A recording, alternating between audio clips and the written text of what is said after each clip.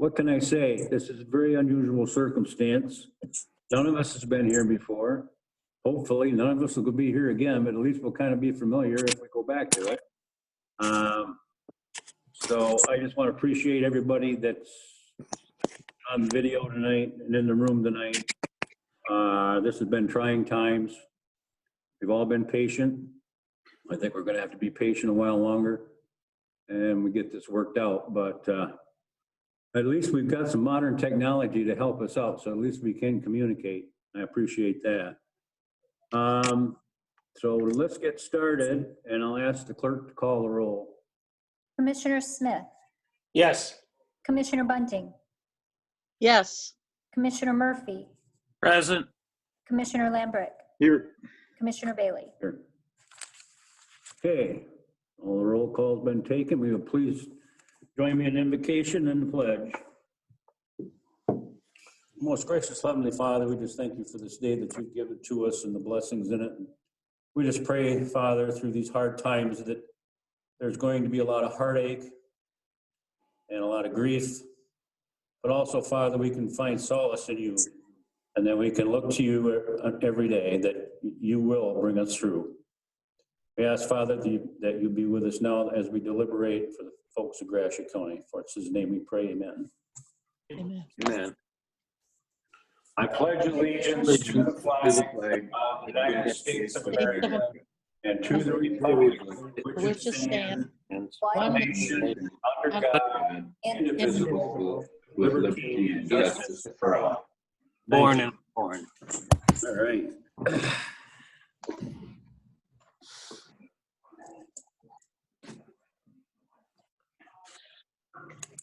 Was that a Heineken's, Chris? Okay, is there any additions or deletions to our agenda? So now we take a motion. Move approval. Second. All in favor signify by saying aye. Aye. Aye. All those opposed? Motion carried. Here's going to be our little delay in this because we got to make sure that anyone calling in can have a public comment. Anyone that has a public comment to do with our agenda or order of minute or order of meeting may speak now.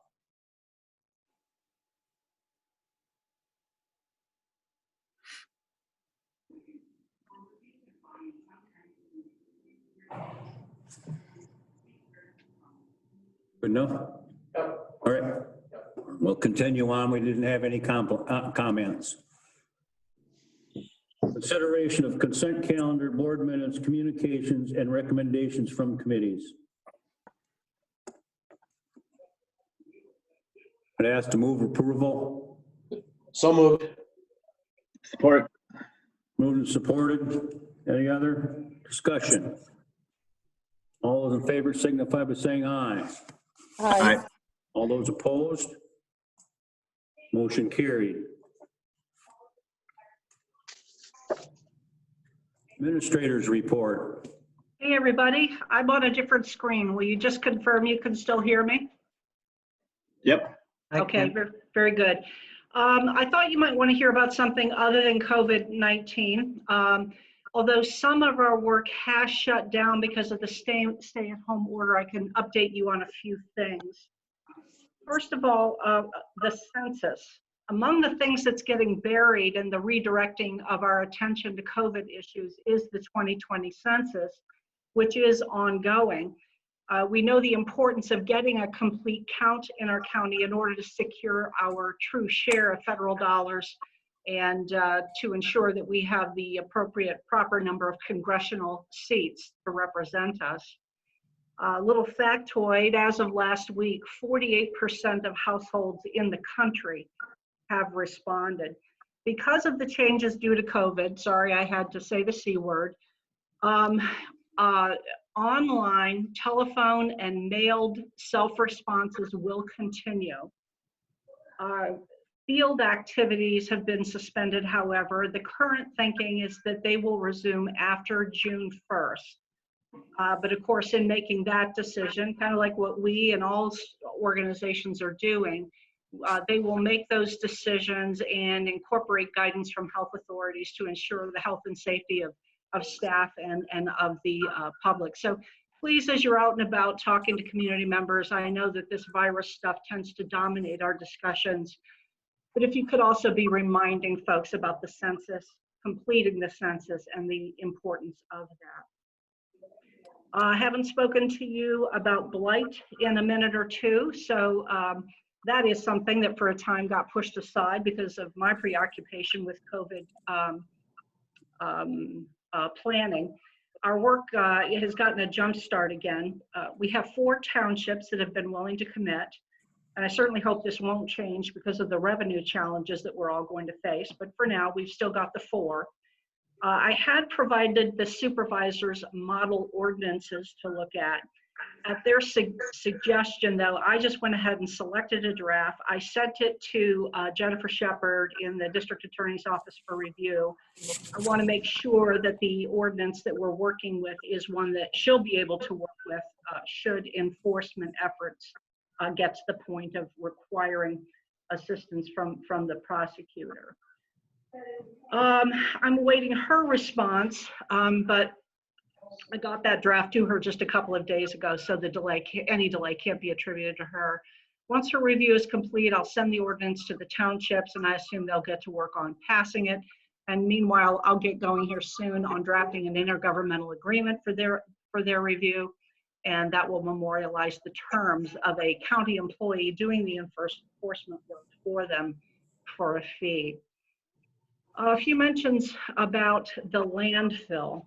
We've made some commitments to Eagle and the EPA about completion of some work out there. This includes replacing some flares, fixing a gate and fencing, and filling some slumped areas with soil. Inasmuch as these things deal with health and safety, I've put Ryan back to work on these issues during this slowdown, the slowdown in other work. I feel very confident in reviewing the governor's order again as recently as today that work would qualify for essential services under her order. So if you get citizen calls expressing some concern about seeing this work being done, I want you to have this information. Airport review update. Stephanie and her team have a couple more assessments that they're trying to complete to provide an additional funding scenario for consideration.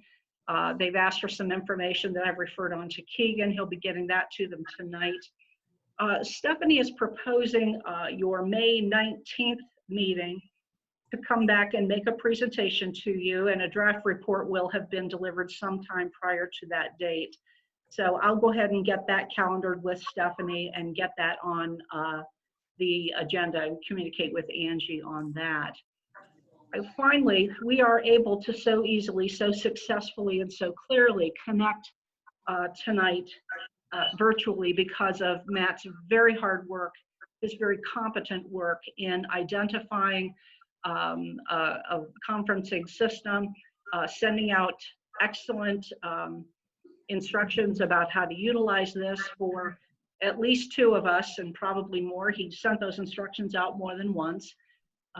So we also, I also appreciate his patience, but you know, I select Matt as king of the world during the COVID crisis. So that is all I have by way of administrator's report. Thank you. Any So, questions? Tracy? for Tracy?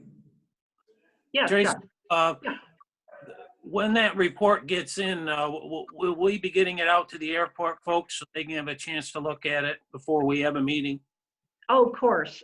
Well, I think so. You know, I want to, once it comes, I want to see what date it comes, and then I'd like to coordinate with you and you know, each of you about how we should do the distribution and how it best makes sense. You know, we might want to, there's a reason to look at that report to correct any errors or anything that's incomplete that we might see in it before it goes really public, because once it's out there and people see it, they get very committed to what's written there, even if we might subsequently offer a correction or an addition. So But yeah, there's no reason in the world, Chuck, that I would want that to be anything other than transparent. But we'll process that as it comes up. You've asked me that more than once, Chuck, so I want to make sure that when that draft report comes in, that I confer with you about how you'd like to see that go. Okay, great. And you mentioned the census. I got that in the mail again today, so they're mailing it back out too. You got it again? Yeah, I got it again. So is that vote early, vote often, or what is that? I didn't fill out the first one, so they sent me another one. So But- Shame on you, Commissioner you Murphy. know- Shame on you. Okay, now, mailing it back out again. They're mailing it.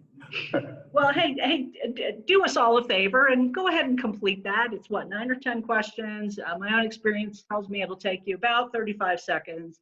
And but anyway, I'm glad you noticed the second one come in. Please fill that thing out and encourage all the folks in your district and elsewhere to do the same.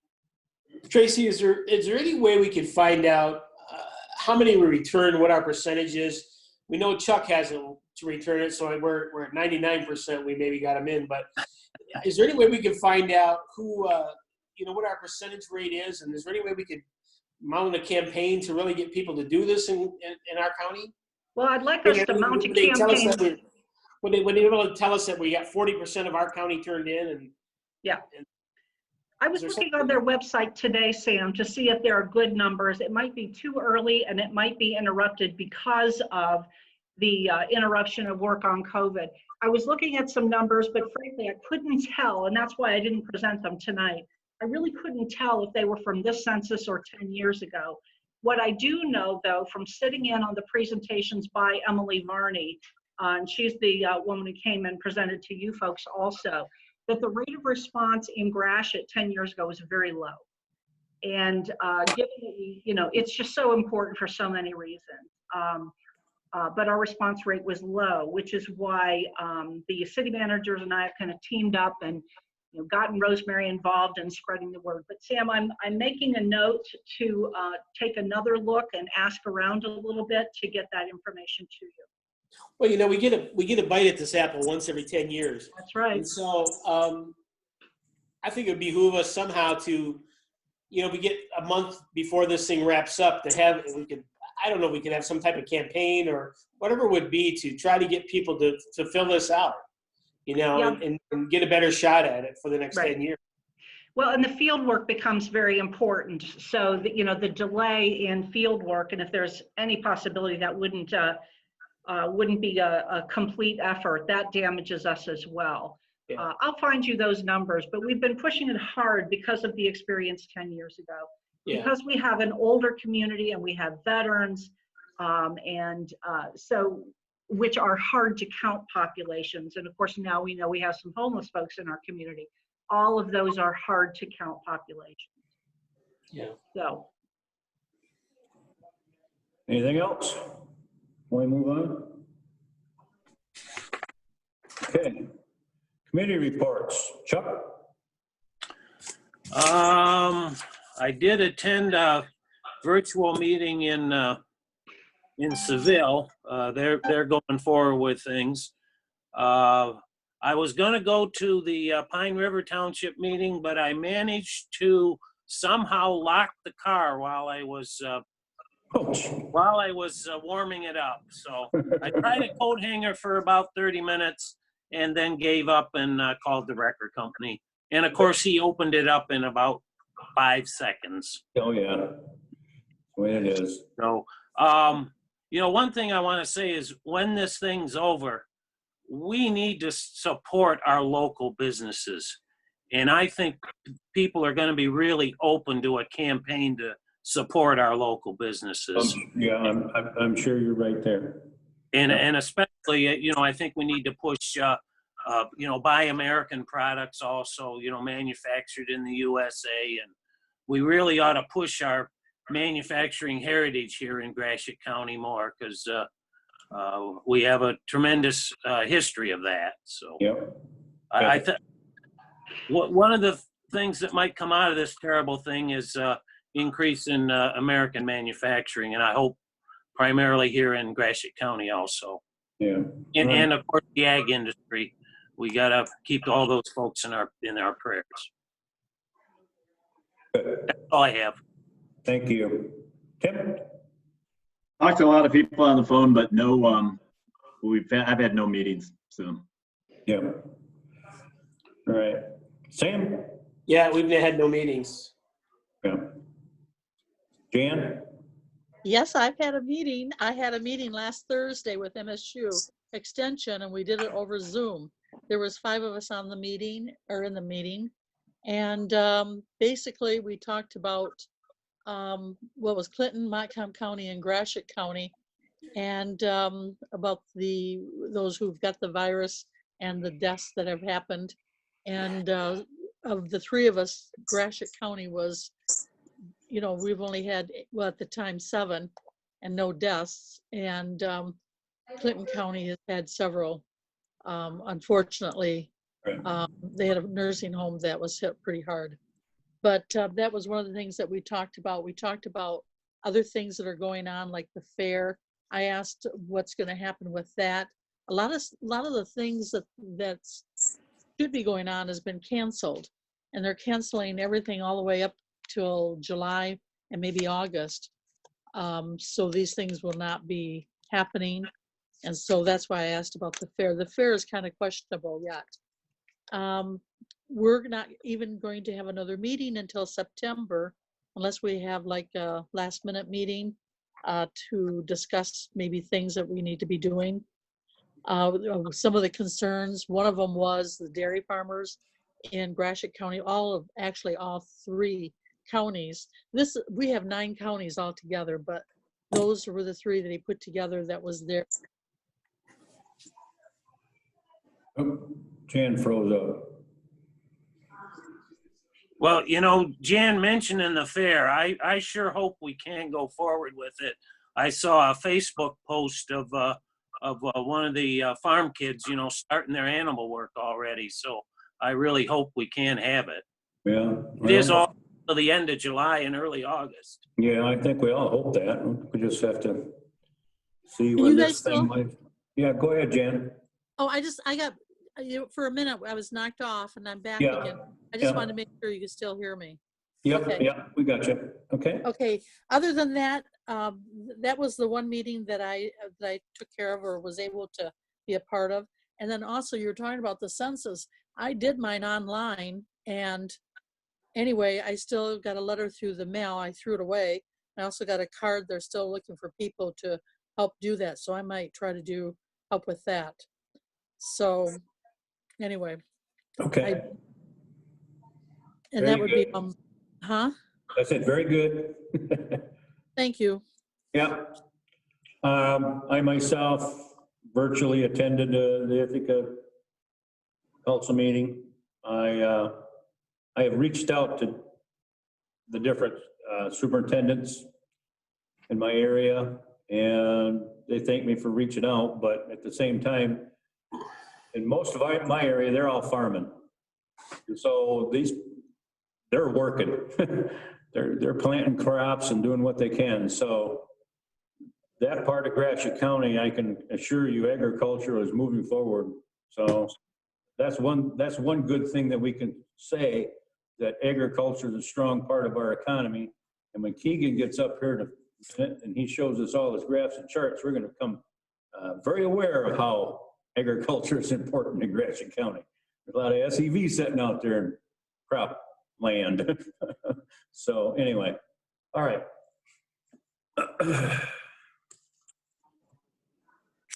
In fact, Keegan, put you up to bat.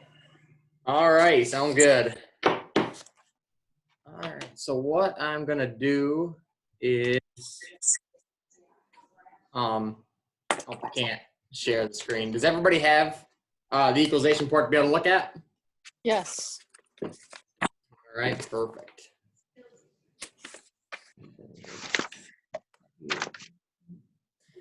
All right, so I'm presenting the 2020 equalization report. It's pretty cool because this is basically the end of the year for us. After this, we basically start all over again. And this is just kind of summing up everything. All right, so I'm starting on page 3. 3? 3, yep.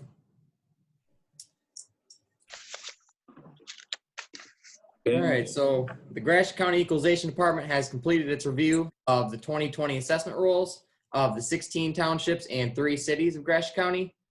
The 2020 Gratiot County Equalization Report, prepared by the Gratiot County Equalization Department, is submitted for approval and adoption.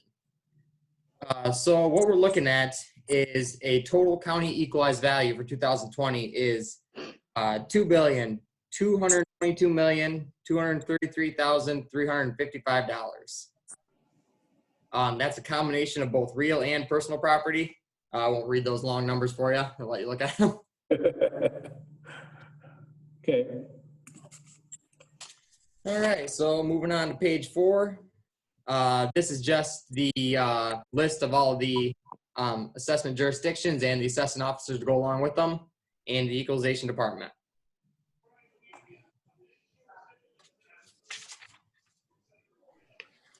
All right, so page 5 is the recommended county equalized valuations. They're one of the values that we are submitting for approval.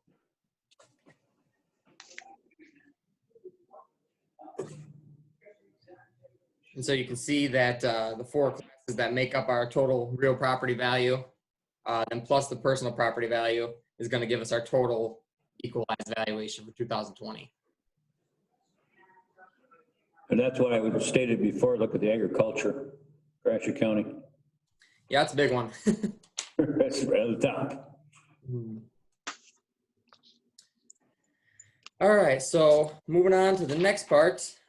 These are going to show the previous and current values for both the assessed and taxable values for each class, each township. We can go through these as fast or as slow as everyone wants to. Basically, what we're looking at, the important part is going to be the last line there. If you go across it, you can see the percent change from last year to this year. And that's really what we're going to be looking at with all of these classes.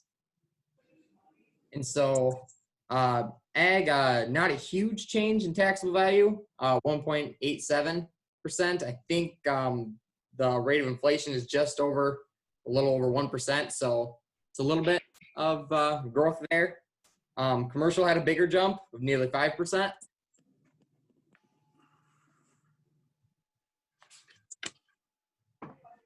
Anybody have any questions on that page?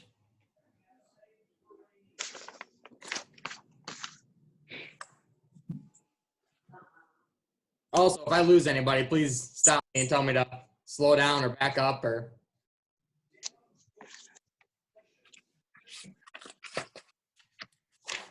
All right, so we'll move on to page 7 then. This is going to show the industrial class and the residential class.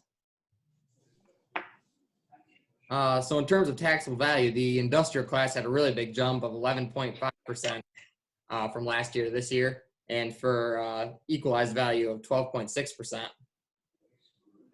So that's a pretty big jump, seeing as the rate of inflation is only a little over 1%. So everything above that is just growth.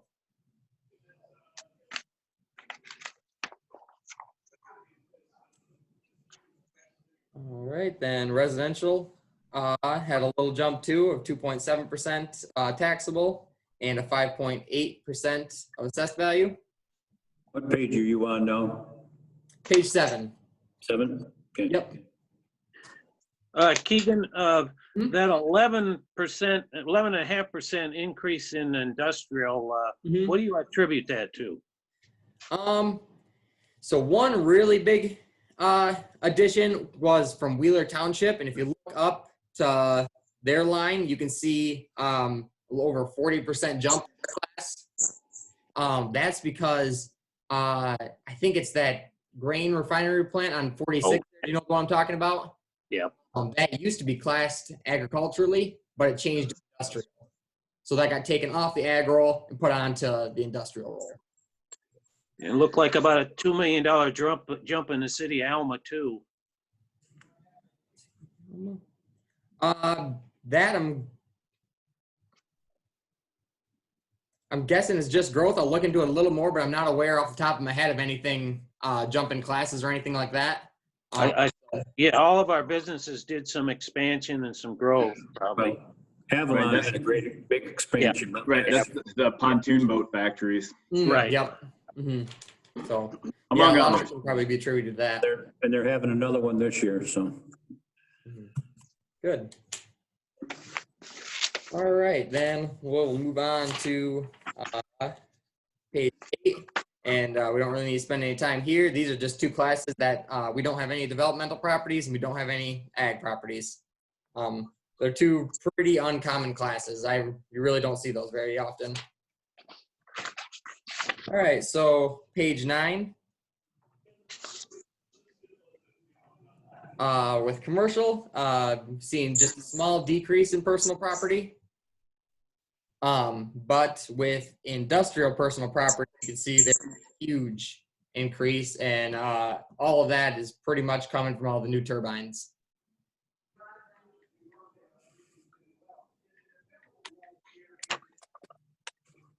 All right. Any questions on that page? All good. All right, so page 10. That is residential personal property and utility personal property. Utility personal property seeing a pretty good jump as well. The wind turbine personal property is listed under utility personal. So that's where you're seeing that big jump from too.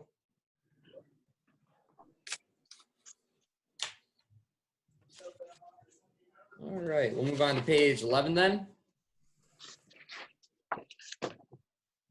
And so this is one of the more important parts of the presentation. Here you can see the totals from each class for each township. And you can see at the bottom that from 2019 to 2020, there is a 10.46% jump in an overall taxable value. So that's quite a bit of overall growth for Gratiot County.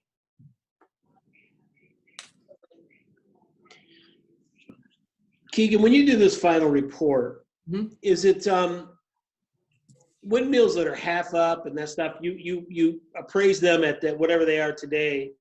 Yep, and whatever they were at as of December 31st. December 31st. So wherever they are in the project, if they just got the roads in, or that's what you appraise, and then you'll catch that windmill the next round. Yep, that's exactly correct. Okay. Yep, so all of the ones that are still under construction, they're going to come fully onto the roll after they're finished in 2020. Yeah. Which I'm guessing most of them will be. Yeah, the ones in I2 townships are, what about 60 of them? Could be there. Okay. We'll have pretty good. Should see more. Yeah.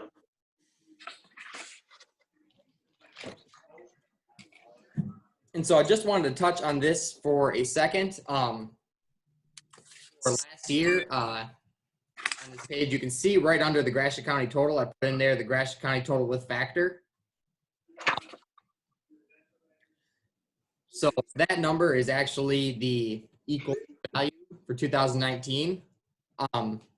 But that's not the number that we want to use for comparison to see growth, just because when that factor is applied, it's kind of put in there as a magic number. For example, like let's say a township had a assessed value of $1 million and a factor is applied to make it 1.2 million. All the properties in that township, they still equal $1 million. That magic number gets applied to the total. It doesn't actually change anything of the property, each property's value. So it's important to look at the number without those factors applied in order to see the growth. So I wanted to put that in there just so, in case you looked at 2019 value and see a different number. All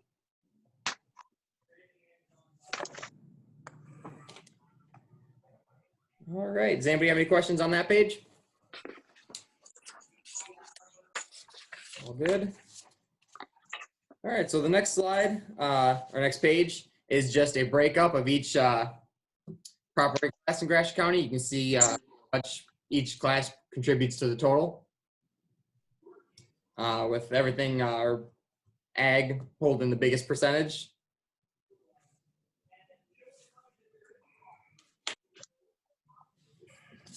All right. The next page, I'm on page 13. This is just some past trends that you can see for the equalized value, the taxable value, personal property taxable. And I should note that the taxable value in this includes both real and personal property.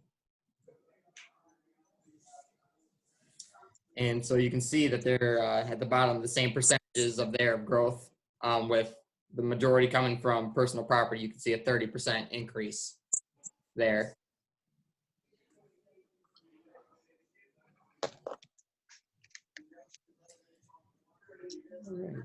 And I guess it's kind of cool. You can see in 2012 when the wind turbines were first added, that huge jump.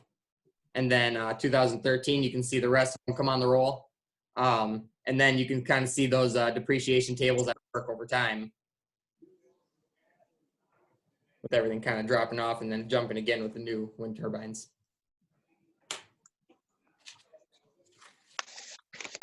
All right, so this next page, we're looking at page 14. So this is probably the most important page in the whole entire report. As you can see on the bottom, this is actually breaking down the 2020 values into what they mean in actual tax dollars.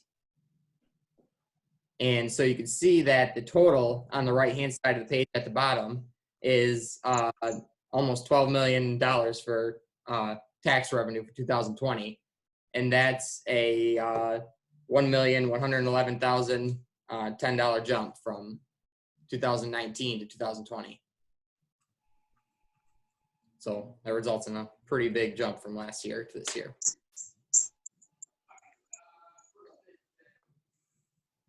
So Keegan, that doesn't reflect money that's, for instance, going to the schools and the other places, right? That's just the money coming to Gratiot?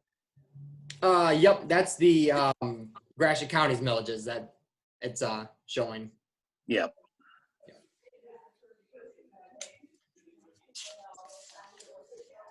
All right, so if anybody has any questions on that page?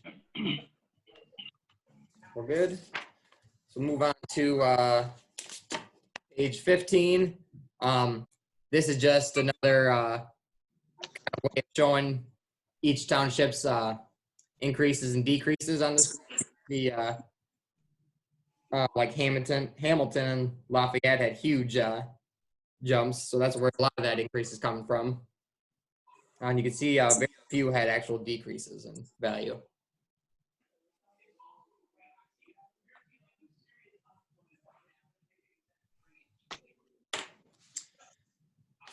All right. All right, so moving on to page 16. And then once again on page 16, you guys will have to let me know if you want to go through these all individually, or we can spend as little or as much time as you want on these. Basically, each of these pages is just going to be a breakdown of each individual township, a breakdown of the class percentages relating to the total. It's going to show the assessed value and the recommended equalized value for 2020, as well as the 19 taxable and the 20 taxable. I think if there's something in there that you want to point out, that's fine, but we've got the overall already, unless somebody else objects. We don't need to take each one individually. Okay. I guess there's not really anything specific I want to point. The only thing would be that we didn't have any factors here, so all of the assessors had their values coming in between 49 and 50% compared to the total true cash value, which is great. That's what we really want to see.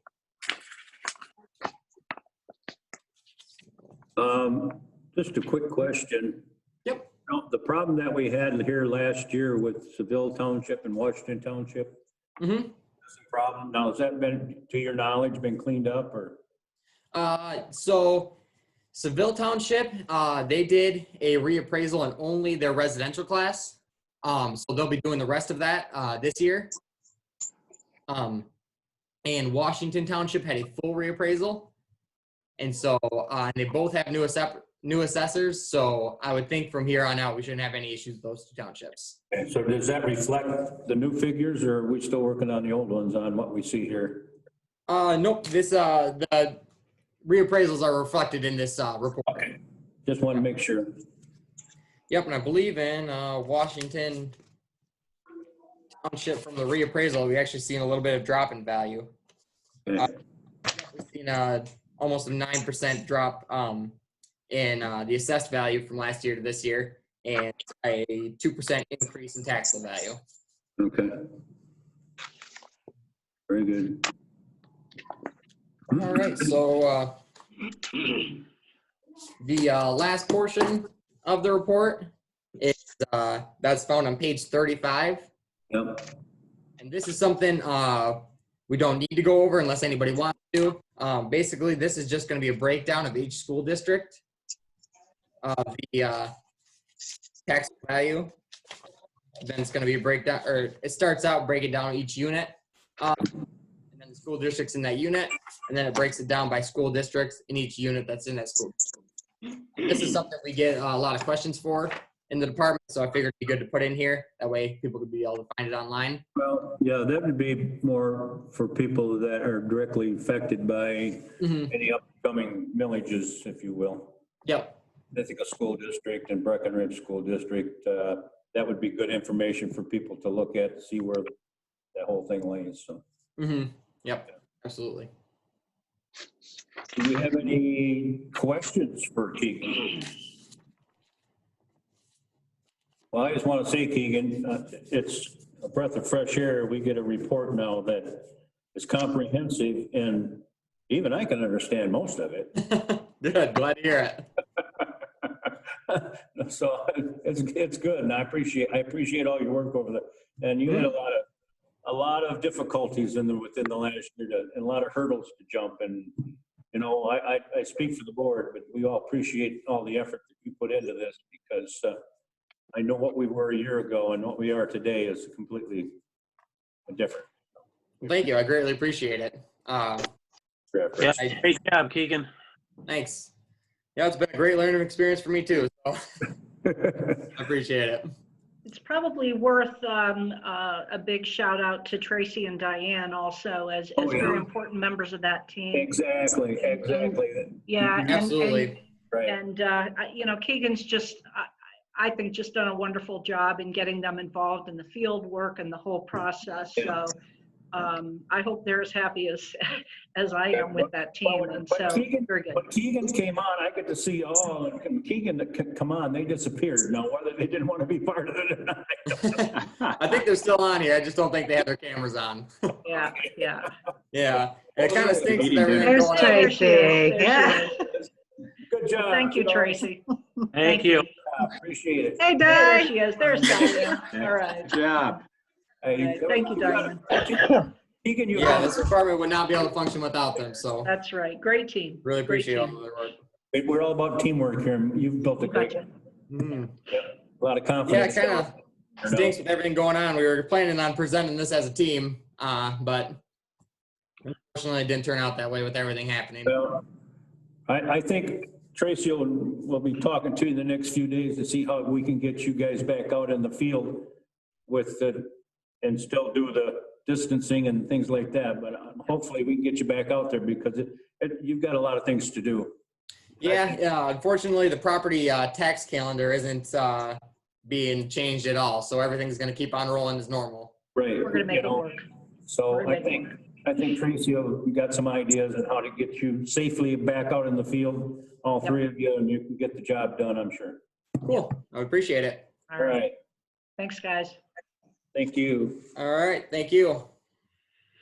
Okay, now, Parks and Rec. We have some language. One sec too. I believe that report also needs to be approved too. Those. I think we have to. I'm sorry.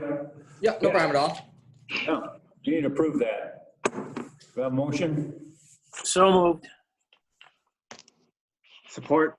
Moved and supported that we accept the report as given. Any questions? All in favor signify by saying aye. Aye. All those opposed? Motion carried. Once again, thanks. Thank Appreciate you. it. I really appreciate it. And girls, same too. Good job. All right. Stay safe, everyone. Thanks, We're Keith. gonna try. Yeah. We'll try. Okay, Tim. Tim, Okay.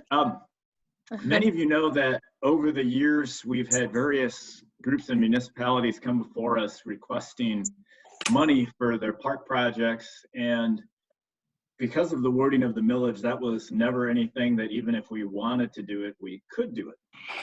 But it was certainly something that municipalities had expressed the desire about, and that's increased over the years to the point where some of the municipalities were even considering, starting their own parks millage for their communities, which, a lot of us in kind of the municipal sector felt was not a good idea, because then you get kind of confusing competing parks millages. Along with that, the good news is, with the increase in revenues because of windmills over this next period of millage, once again, we can expect, an increase in the amount that the millage is going to raise, even if we keep the millage the same. And so what we started exploring, and we've had a couple of meetings face to face, and then of course COVID-19 came, but we've had a couple of meetings with municipal heads, city managers, village managers. Tracy sat in on some of these, Jim Wheeler sat in on some, trying to figure out what is the best way to share this or to allow municipalities to tap into it. And after looking at a couple different options, what was decided was, and it was a consensus. I wouldn't say it's unanimous, but there was kind of a general support for some idea of a grant program that could come out of some of the millage money, where municipalities who had ideas for projects, maybe it's a new pavilion, or maybe it's something that they want to do that's a bigger expense, that they could apply for a grant from the millage money to help fund that. And the thought was that oftentimes to do big projects, there's grants out there. The DNR has grants, there's private grants, but you always have to have some of your own money. You've got to kind of have skin in the game. And the county's been very successful in obtaining a bunch of these grants, for big projects and small projects, handicap accessible boat launch, the whole Reed Park, infrastructure was a DNR grant. And so the thought was this could also be, funds to help, get some of these larger projects going. And so then the question became, all right, if we want to do some kind of a grant program, and I should back up and I should say, I think the other two things that were kind of part of the discussions is, one, I think everybody recognizes that, people really don't care about municipal boundaries or even county boundaries when it comes to using parks. And so, people from St. Louis and Elma go to the Woodland Park to use the sled hill. They go to Ithaca for the soccer fields. People from other areas come up to Elma to walk or bike on the rail trail. People kind of use each other's parks, and nobody thinks twice about it. And as the county parks have become developed, a legitimate question that people have asked is, well, when it comes to new projects, does it make more sense to put them somewhere else other than the county parks, right? Because again, people are going to use them whether they're in a St. Louis park or an Ithaca park or an Elma park or a county park. And so that was kind of another part of this whole kind of calculation was, again, does it make more sense to say put another pavilion at Reed Park, or might it make more sense to put one in a park in Ithaca or Elma or St. Louis or Ashley, in terms of the use and the bang for buck? Because especially our two big parks are pretty much built out. We've pretty much done most of what we can do there. And so the grant program seemed to be pretty well received, and then it was just a question of, how do we make this thing work? And originally we had toyed around with the idea of having the community foundation do it.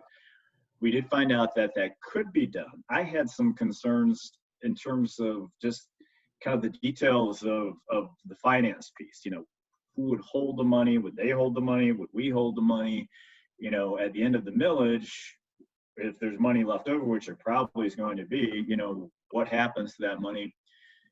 But then in talking to Ingham, as Ingham County actually has had a millage like we've been envisioning for some time, it turns out that, and they did a tremendous amount of research, you know, hired a consultant to tell them, you know, how best to do this, that in fact, they do it within their parks board. And that makes a lot of sense because then we in the county pretty much have the same type of control over that fund that we have over any of our other funds. And then that also resolves any issues of, well, what happens if there's money in the fund left over? You know, does that stay with the community foundation? Well, it would just be a line item in the parks budget. And so what the plan will be going forward, and this isn't really evident in the language of the millage proposal because you don't have to be that specific, but the plan would be, you know, that about 80% of the funds raised by the millage would continue to be county park operational funds. And Pete Little, our Parks and Rec director, has assured us that that's adequate to keep people employed at the parks, to provide the level of service at the parks that we've been providing, you know, to do the maintenance that we need to maintain. And then 20% of the millage funds would be a line item in the parks budget that would be for grants. And again, these grants could be applied for by any municipality. You know, we would limit it to municipalities. They could be applied for by the county parks board themselves if there was a big project that they wanted to undertake.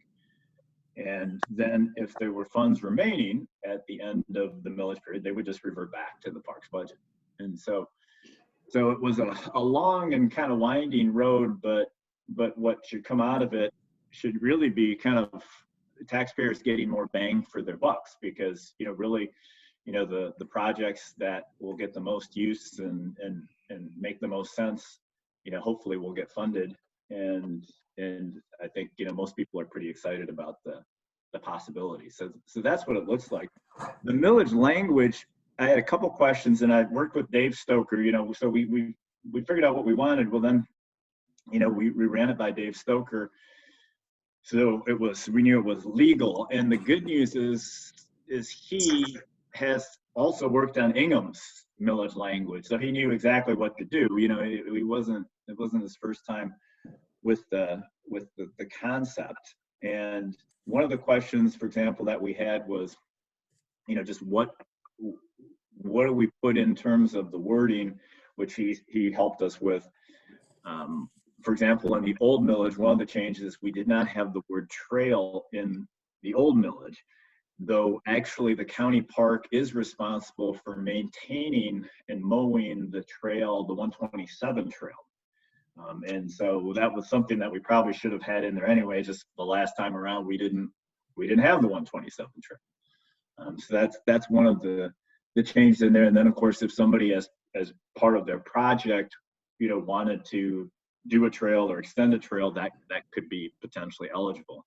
You know, for a long time, there's been talk between Alma and St. Louis about extending their river walks and connecting them, for example. And so, you know, if that was something they wanted to pursue, you know, that could be potentially a grant project that would, you know, could be funded by this. So, but that's a lot of information. I'm sure somebody's got some questions. I do, or I don't have a question, I just have a statement. I wanted to get this copied off and give it to my area because it was a big issue in, well, my whole area, Yep. St. Louis, Bethany, Breckenridge, and Wheeler Township. And unfortunately, I've not been able to, I called the library, and unless it's an emergency, they could not do it for me. So I'm going to try the bank. And I'm not sure if they'll do it either. So I just need to make some copies, and then I know exactly who I can give it to or send it to. I see you going like that, Chris. I guess Chris. Angie. Oh, Chris, could you make me copies? I'm sorry? Here's some copies. Yes. Can. Angie and I just had a little sidebar. If you want to come in, they'll be at the front door for you. Jan? Oh, okay then. I can't do it tomorrow. Well, I could in the afternoon. I'll call first. And then, Yeah, if you call. could make, Well, Angie might not be here. How many copies do you want, Jan? I need 4. Okay. What she'll do is she'll make them and leave them at the front door, and when you walk in, you'll just have to get them from the front, at the front door. Oh, that'd be perfect. Okay. Yeah, okay. No problem. Take Thank care you of it. very much. Yeah, Yeah. this way I can give them to one person and I'll let them worry about who Yeah, they want yeah, to make. exactly. Exactly. Okay, no problem. Chris, can you print those out right now and make sure Jan has them before she leaves? I'm not there. Yeah. Oh, that's right, sorry. I was gonna say, what are you gonna do? You're so used to sitting in your living room talking. But Tracy, why don't you take care of that? Yeah, I will. I'm all over We'll it. hand them to you. Chris, can you print those and then Please. deliver them to Jan? I clearly have not fully Along with dinner. transitioned. Oh, anyway, I will pick Hello? them up. I have a conference call tomorrow at 11:30, so that probably go to 12:30. So I can maybe come over at 2 and then I could also, I'll get envelopes and then I'll deliver them tomorrow too. okay, all right. They have areas where you just put them in a She'll slot. just she'll make sure they're right there at the front when you come in. Just tell the bailiff and he'll have them for you. Oh, thank you very much. Thank Chris. Yep, no problem. Okay. Just one quick question on that park. The park in Pompeii, did the county take that over? Is that, because that'd be Washington Township, or Yep. is that a county? Pompeii Park was originally the Odd Fellows Park. Right. The Odd Fellows operated that. And that was, we've added 2 parks. When most people think of the county parks, they think of Reed and Hubshire. And we've added 2 parks over the last couple of decades. And one of them was Pompeii. And that was kind of interesting in that Pompeii, the Odd Fellows approached the Parks Board wanting us to take it over. And we really thought long and hard about it because we didn't know if we were setting a precedence in terms of, well, then somebody else, the city of Elma said, hey, the parks are expensive, you guys take them over, right? And in the case of Pompeii Park, the Odd Fellows actually had a pot of money. I believe it was about $30,000 that came with the park. And so it was kind of, you can take the park and you get $30,000, for improvements and for maintenance. And so that is now a county park, and it's signed as a county park, and, the county does the mowing and does the maintenance. So we've done minor improvements. There are a couple of safety things we had to take care of. I think one of the, and it's nothing against Pompeii Park, but I think this is kind of where this idea of us as the county parks and rec, kind of, I don't want, competing is the wrong word, but being considered along with other recreational opportunities and parks opportunities, that the grant program kind of creates the ability of others to kind of tap into this, because, for example, we have a pavilion at Pompeii, but we just have one. It's used a lot in open house season. But in theory, we could put another one there. On the other hand, if you remember, and Dan knows this, we were approached back when Breckenridge built their splash park, and we were asked, to help fund a pavilion there, and they may want another one. And some people might say, hey, more people are going to use it, next to that splash park than are going to use it, next to the Pompeii ball field. And so then that's something that, that we'd be able to take into consideration. So. Okay. Breckenridge is doing even more with the parks. They have a couple other areas that they're going to be working on. But I know that Wheeler Township, Breckenridge, both are looking to put bathrooms in or something for kids to go to use the bathroom. So I think that's where they would be interested in writing grants for it. Yep, and those things, it's amazing how expensive stuff like that is. And that's kind of the idea, the grant, or the split, the way it would work. Again, if we take this kind of 80-20 model, in round numbers, it generates about $100,000 a year. So over the course of things, say about $750,000. I like because it does go down a little bit because of the valuations. So it's about $750,000. And with other grant funds, that can do some pretty significant things. We did have, I know, because when Chris was the Ithaca city manager, he was very much in favor of the grant program. I had some good conversations with Jamie Kahn, and then they were a little skeptical. It's like, well, why don't you just drop the millage and just maintain the county parks and forget the grant program? Well, the reality is, assuming that the county wanted to do something, well, maybe you drop the millage 0.3, so instead of 0.35 is 0.32. But if you think about it, well, that saves, if you own a $100,000 house, that saves you $1.50 a year, because our millage is really very low because we've got the tax base. And then you think of, well, what could the possible good could this do? And you think about, again, the programs that, like Jen and I've been on the board when, we've been approached by people, asking us for, hey, can you do this? And they've all been great projects. And we've always had to say, no, we can't. Well, now some of those things will be possible. So, Yeah. I'm thinking that especially Wheeler and Breckenridge will be very happy. They have some nice areas, nice parks. And the thing that they don't have and haven't done was the bathrooms. And I'm not sure why. I'm not sure why they haven't added the bathrooms on. I know they're going to start another park, but they're more interested in having areas for kids to go to. And I guess if they use the bathroom, at one time the kids would go to the city hall to use their bathrooms because they were open during the day. But I'm not sure what they're doing now. I don't think they can even use the playgrounds until this virus is right. They're closed right now. Yeah. Anyway, I think they'll be quite happy. I'm anxious to get this to them. Jeff Ostrander was a participant in at least the early discussions. So he's had he's had his say and input and is aware of this. So. Yeah, and he was a big proponent of the grant idea. He really felt that was the way to go.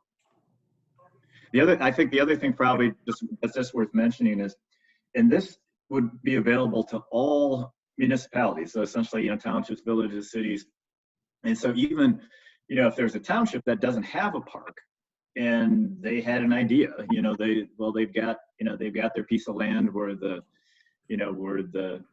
township building is, and maybe they had plans for it or wanted to do something, or somebody is willing to donate a piece of property or something, that this would be open again to anybody in Gratiot County. And then the only thing that we have to do, because obviously there'd be, there's some work that the Parks and Rec Board will do, assuming that the millage passes, in anticipation of this. And a lot of the work has been done by Ingham in terms of the application and the rules. And there just needs to be kind of fine print in every grant application that in order for us to let other municipalities use this money that we collected as a county millage, it has to be available and open to all residents of Gratiot County.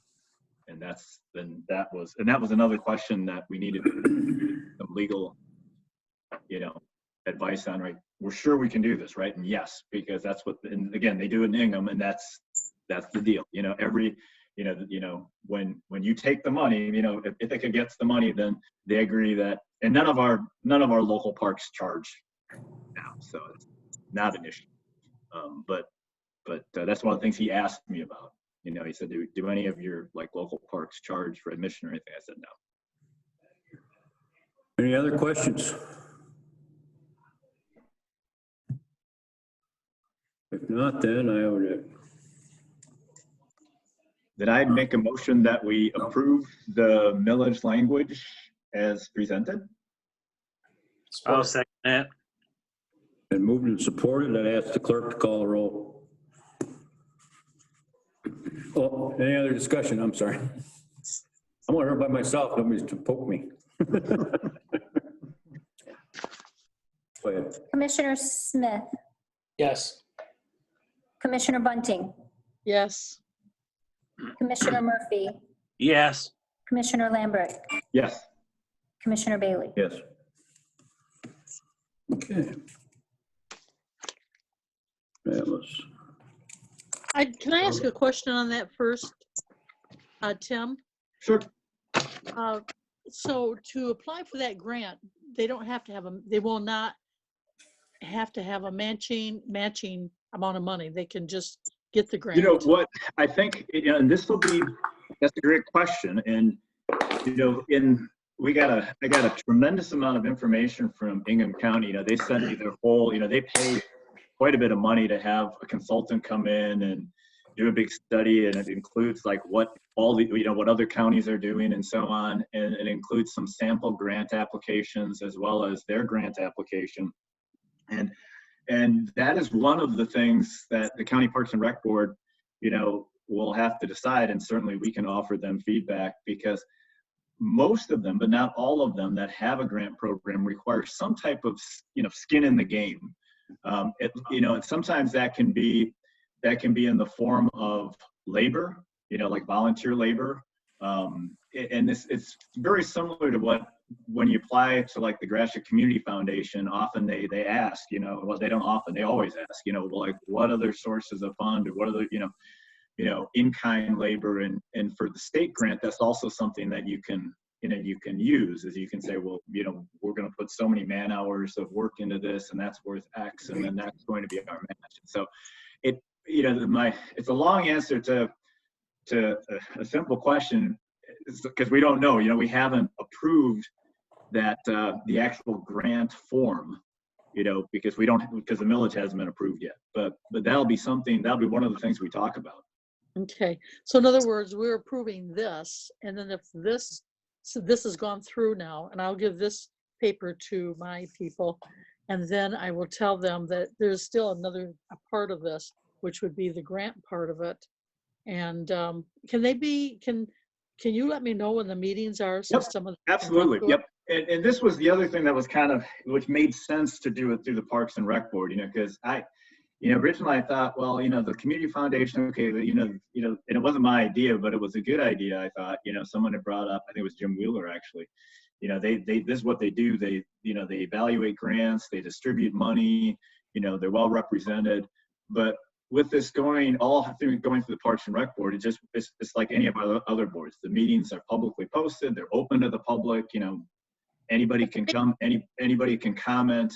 And I wouldn't even be surprised if for this particular, for that idea of I had already talked to the board chair and the director, that when it comes to kind of this particular grant thing, we're probably going to create a subcommittee, and people who are interested could be on that, that's what I wanted to know. I wanted to know if there was going to be a sub committee. Yep. And so so somebody interested, like I wouldn't be surprised if some of our municipal leaders wanted to be part of that, because again, they were pretty strong advocates of. Well, one of the things that makes it a plus on this is that when I've been to the meetings, they have mentioned to me, they said that, and a little bit of money is better than no money, and that they're willing, they're going to continue on doing things in their community because they want to grow and they want things for their people. And so just being able to get a little bit of money to maybe they're going to do a 1 bathroom, and it's going to be co-ed, either female or male, but now maybe they can afford to build 2 of them with a little extra help. I'm just giving you an example, but I'm thinking that they're going to be real happy with this. So I'm going to write a note with it and get it over. I have to hand it over. Okay, thanks. Okay, if we can move on, we've got a lot more to talk about tonight. We have our COVID-19 updates. Do we still have our EOC people on the line? We do, but George, what I'd like to do, if you don't mind, is I'd like to provide the board a little bit of information about the state and local responses, then have Chris talk to you about finances, and then Terry to highlight some HR issues. I thought maybe we'd ask Dan if he had any comments at the end, but if you'd like to take him first, that'll be fine. They've been hanging on. The sheriff's been hanging on, and Dan has been hanging on, and Mike's been hanging on if they're still there. Yeah, I don't see the sheriff any longer, but Might have left. yeah. Dan's still there? However you'd like that to go, George, just let me know. Well, yeah, let's get Dan up here real quick. Is Mike with him? Can you guys hear me? Yeah, do you want to turn your camera on, Dan? It is on, but it says it's blocked by the host. Well, you're looking good, I gotta say. I was gonna say, you probably It's don't want on, but he's in a very dark room. Yes. the bags under my eyes would probably be saying it all.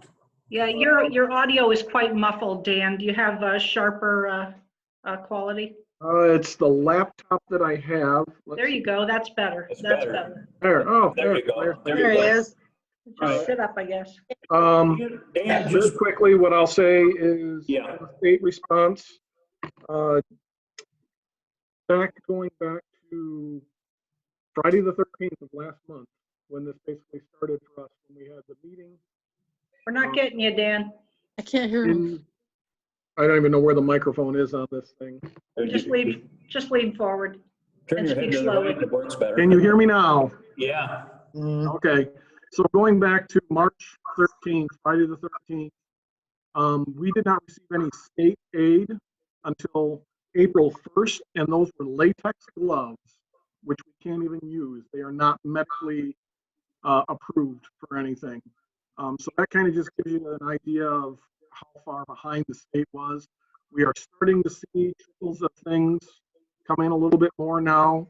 We're sitting better with what we have at our point of distribution here at Ithaca Fire Department. The one thing that I want to say the most, which is going basically into the local end, is I really want to appreciate our churches, our schools. We received a lot of local donations. We received a tremendous amount of gloves.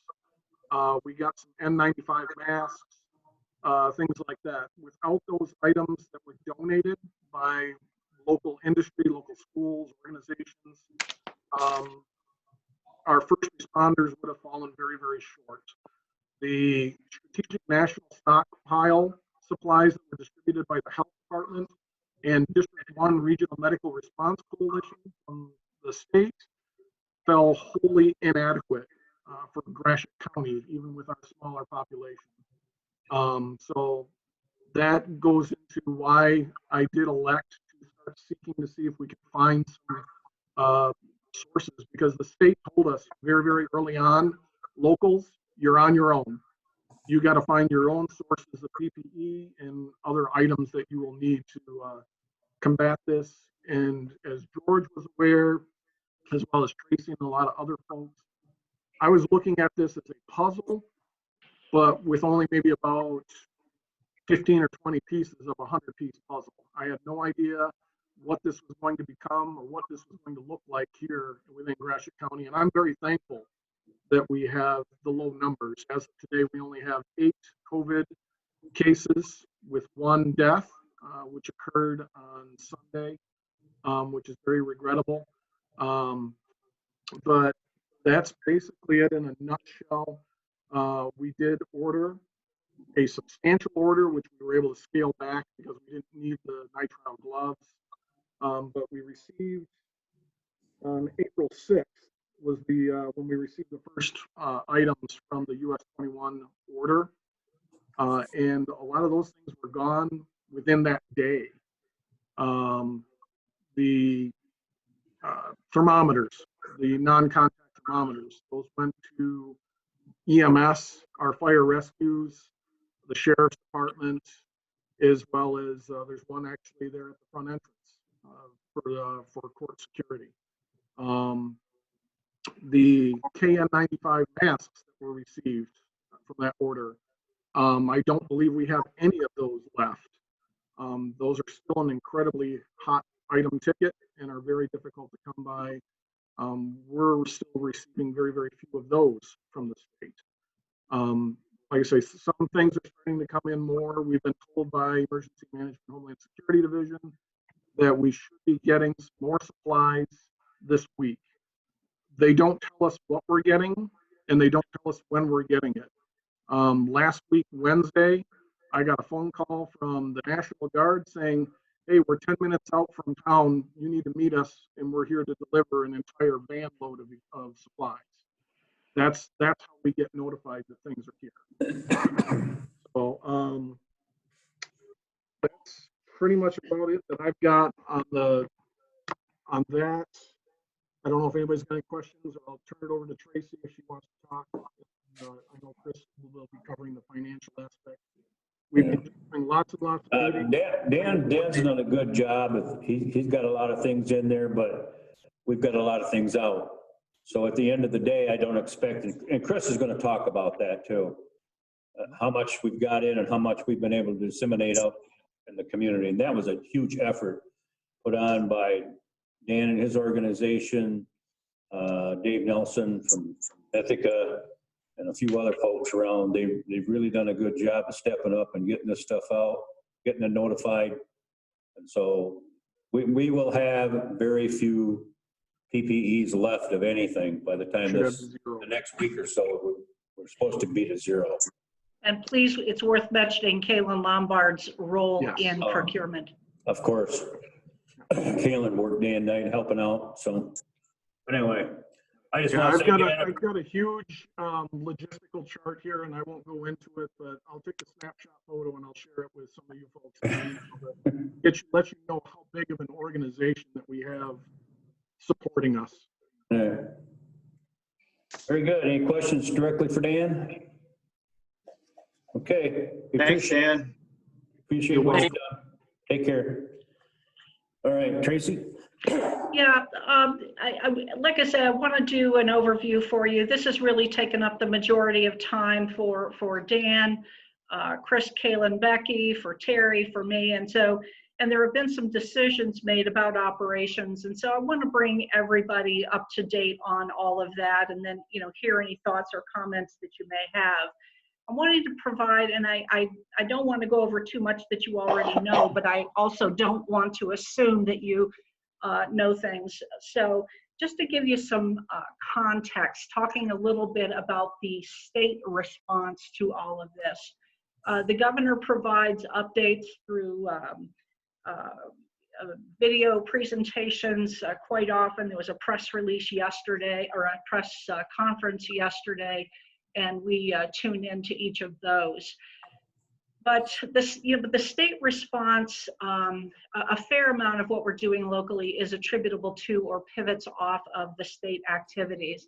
That's not so much the procurement piece, although there's a connection between all of these entities, because everybody's out there looking for these things and trying not to compete with one another, but there is some of that goes on. So first, the directives out of the governor's office have come largely in the form of executive orders. And I put together an almost comprehensive list of these for you. And I say almost because a couple have issued even since last Thursday, when I completed this work and submitted my materials for your packet. The document I've provided you demonstrates, among other things, the breadth and complexity of the issues that have needed to be thought through. And we discovered that certainly in trying to make plans and in making plans and decisions for our county operations. So imagine that generalized statewide. But you can see the work on this did not begin and end with the stay-at-home orders. So there's a lot there. Page 1 of my handout, which begins at page 50 of your packet, well, it's a mess. I kept that there, though, because it just shows you the nearly 36 executive orders that were issued within a span of, a very short time span. And then issued not knowing how long all of this might go on. So on that first page, there are many that have, or most frankly, have been either expired or they have been rescinded and replaced. So there's been the first round, and then for some, a second and a third round. At pages 51 and 52 of your materials, you can breathe a sigh of relief. It's not quite the mess that page 50 is. I list the executive orders that are currently in effect. Now, their expiration, implementation, and expiration dates vary. I haven't listed those, but you may just note that they vary. Now, a lot of ground is covered there, so although I sometimes relish the idea of torturing you, I will not do so tonight. So I selected just a few that I think are of particular interest to county government. These are listed in black font. Executive Order 2020-14 extends the date to redeem property tax for non-payment of delinquent property taxes. It extends it to May 29th or 30 days after the expiration of the emergency order. I believe it's whichever comes first. This was one of the earliest to come out, and I know that I believe Michelle Thomas is not with us tonight, but I know she's aware of that because when it came out, I forwarded it to her. Order 2020-22 extends the post-election county canvass deadlines related to the March 10th presidential primary election. It extends those to April 24th, which I'm sure Angie does not mind one little bit. Executive Order 2020-24 expands the circumstances under which individuals will be considered to have left employment involuntarily for purposes of unemployment benefits and qualifying for those. It includes exhibiting symptoms of the virus, being immunocompromised, caring for a sick family member, having family care responsibilities. So this one, it does expire on April 22nd, which is tomorrow, which I find interesting, that it expires tomorrow.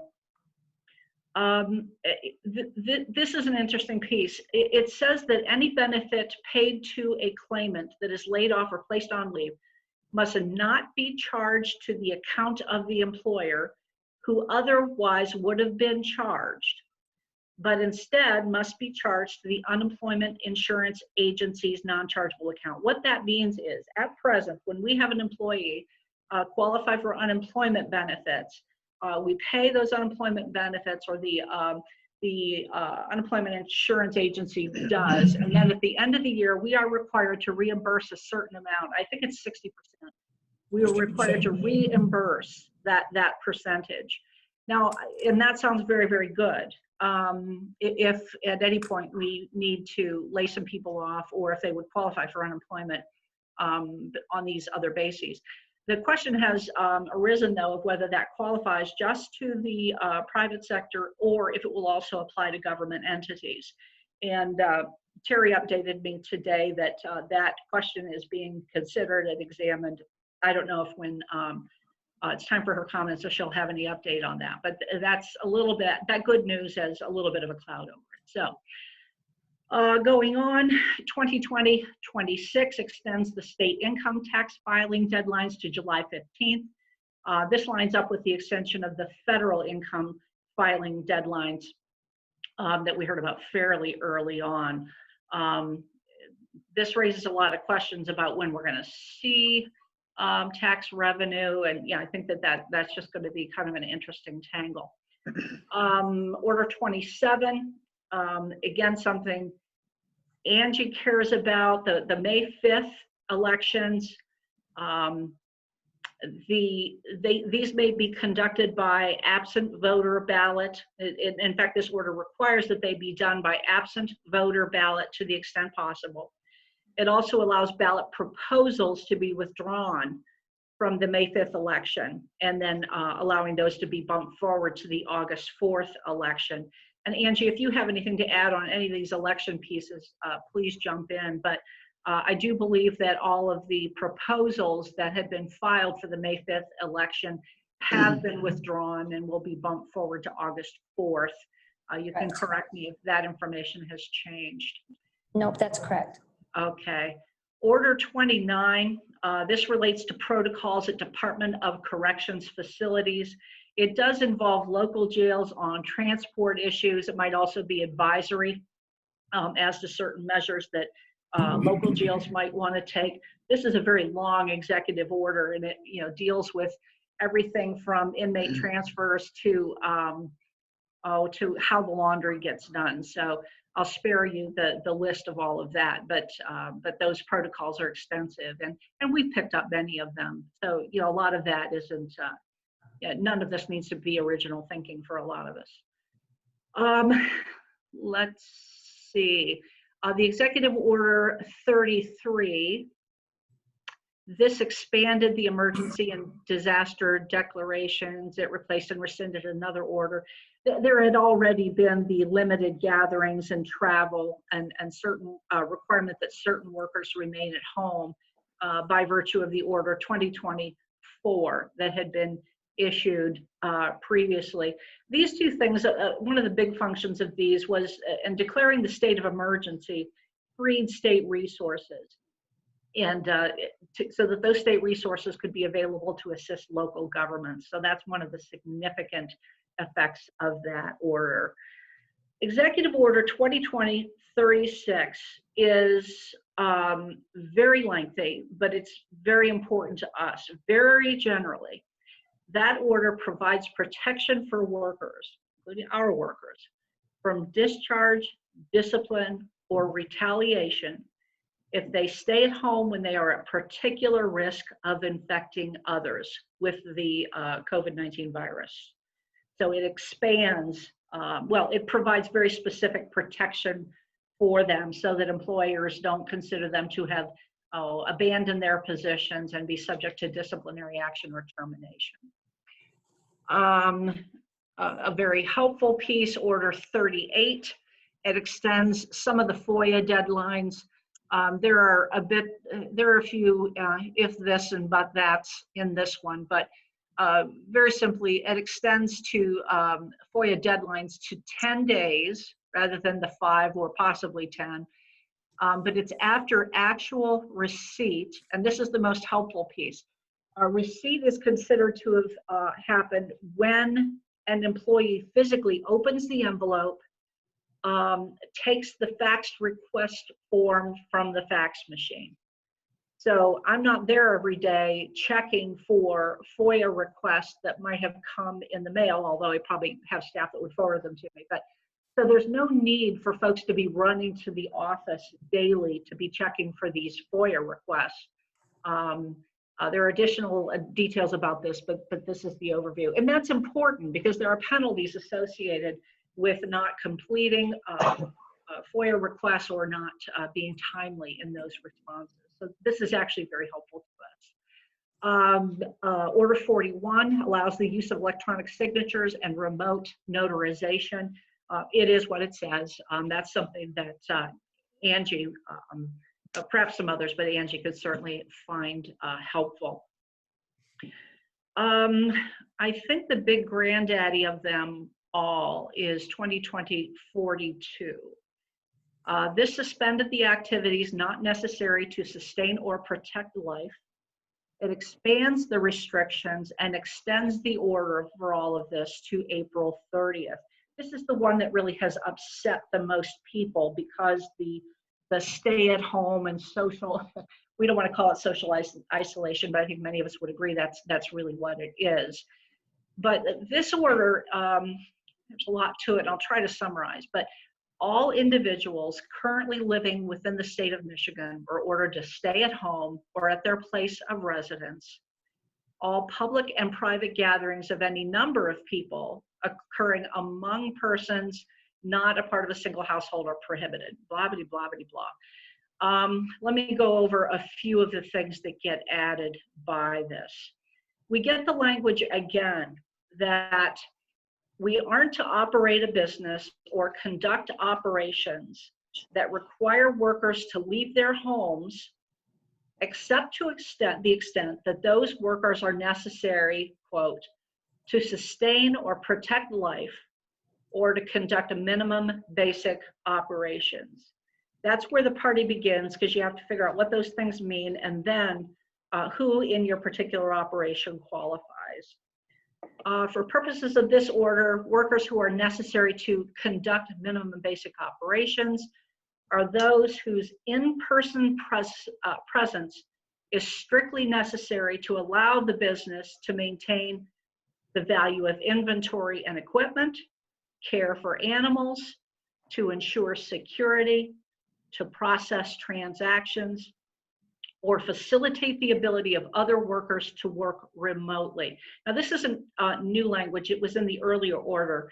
But we, in making our initial decisions for our county workforce, we could see that this included our law enforcement folks, animal control, which you might not have thought of, but you know, they're out there chasing dangerous dogs.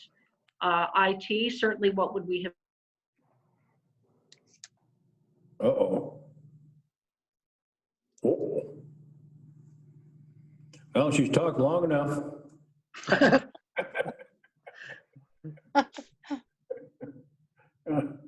up, teacher. I can see her. Yeah, She ran out. She's frozen though. She's frozen up. her internet's either dropped or Yep. something. Is she okay? She reminds me of Sam. She reminds me of Sam's down in Florida. That's what Sam was. Doesn't it look like in the background it's snowing or something? I kept looking at it. Yeah, Oh, she's she's back. Just white She's wall. back. Oh, she's back. You froze up Don't there. talk about her anymore. She's back. Oh, I've been talking. You haven't been hearing me? No, No. just for about 30 seconds. No, start all over again. I'm going to, shoot. You were on Executive Order 2042. Yep. And you were 2042. explaining about animal control and Yeah, things animal like that. control Yep. is the last we heard. Okay, well, then I've been here, you heard more than that. Okay, we had decided that the entities among those operations, among our county workforce that were necessary to sustain or protect life or to conduct minimum basic operations included our law enforcement folks, animal control out there chasing dangerous dogs, certainly Matt and his IT capability to keep us all going and getting us together tonight. Payroll, Terry has made sure that we're continuing to get paid, and Ryan with buildings and grounds, keeping some of our basic building functions going. Are you still hearing me? I now know Yes. that I better check in periodically. We do have our janitors come in a couple days a week also. The janitors are coming in, yes, and that's what I had said before I lost you. We also have them coming in currently on Thursdays.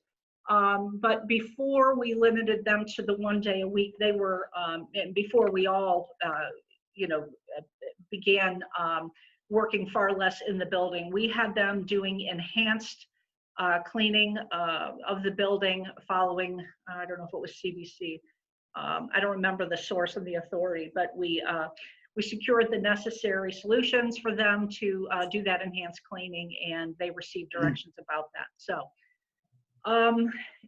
critical infrastructure workers, there's that term. They can continue in-person operations. And the folks that qualify, no surprises there. Healthcare workers, law enforcement, firefighters, elections folks, that one did surprise me a little. Financial processing, and parks maintenance. So we're going to get our parks folks maybe back to doing a little bit more than they're doing now. There are exceptions to the stay-at-home order, other exceptions. We heard the governor talk about this. Go outside, get some physical activity outdoors before you completely lose your minds. She may have said that, or I could be elaborating, I'm not sure. But even in those situations, distancing is required. There are other exceptions to the stay-at-home order. They're always qualified by, maintain your social distancing or all those kinds of things. These are things like anything that you have to do to attend to the health and safety of a family member, a household member, and this includes your pets. For example, getting medications, medical or dental care that is an emergency. You can go out and get your groceries, take out meals, get gasoline to keep your car fueled up, medical supplies, that kind of thing. And there's some other things. And court matters, you can go out there if you need to attend legal proceedings for hearings that are essential or emergency purposes as ordered by a court. You can go out and do some volunteer work the way Terry is doing to help deliver Meals on Wheels. So that's A-okay. And we had a question about this in the early going. You can attend a funeral, but there can be no more than 10 people in attendance at that funeral. That's a tough one. I've known a couple of folks whose parents have died during this period, and it just kind of adds to the heartache. These are some of the things that were added by this order. You can return to a home or a place of residence from outside the state, and you could leave Michigan for a home or residence elsewhere. You could go between two residences in this state, but only through April 10th. After that date, travel between two residences is not permitted. This was the concern raised, the cry and hue about, not being able to get to vacation homes and some of that thing, that sort of thing. So all other travel is prohibited. Who the critical infrastructure workers are, no surprises there. Let's see. Under this order, we are to adopt policies. All businesses and operations that are continuing are to adopt policies to prevent workers from entering the premises if they display respiratory symptoms or have had contact with a person with a confirmed case of the virus. That has been picked up in a local public health order, and that is partially to account for the enhanced health screening that we've been doing at our door, which includes a health questionnaire, and we have also decided to be doing taking employees' temperatures as they come in the door. That's a non-contact device that's used, so we're not having to worry too much about a full sanitizing of a thermometer that got stuck in someone's mouth. Oh, we also can't buy paint or plants from garden centers and plant nurseries, so that's really cramped some people's style. Okay, very quickly, because I know that went on for a bit, but again, that really had framed the decision making that we had to do early on about who could continue to provide county services and what that would look like. So our emergency response team, headed by Dan, and then Mike, Mike's oldest sure got thrown into something, baptism by fire, but he's been wonderful. The team was activated early. The two primary categories of work, and I'm talking categories, these folks have been busy, sometimes 24/7, so don't let this categorizing seem to discount or diminish the amount of work they've been doing. But there's been a very large procurement and distribution process. So identifying the needs and locating the goods. I wasn't able to hear Dan very well, but I think he was describing the kinds of PPE and other materials that have been needed. And again, there's a fair amount of competing with one another for these goods. So it's been a little bit of a challenge, but also in communications, talking to each other so that each arm knows what the other is doing. Pushing out updates from the governor's office and other entities. But Dan has pulled us together a few times by telephone, and we've got representatives of, I'm there, Chris and Kaylin are there, Dan's there, folks from the hospital, folks from the health department, mental health. I mean, it's just been a great group. And then we can just each kind of check in on what the other is doing. We've been able to identify some issues and do some problem solving. So now of this procurement and distribution, it represents a huge financial component, and Chris is going to present this in a moment. You've already been able to see from his written materials, the amount of work that's been involved, and of course, as usual, he's organized that information just beautifully.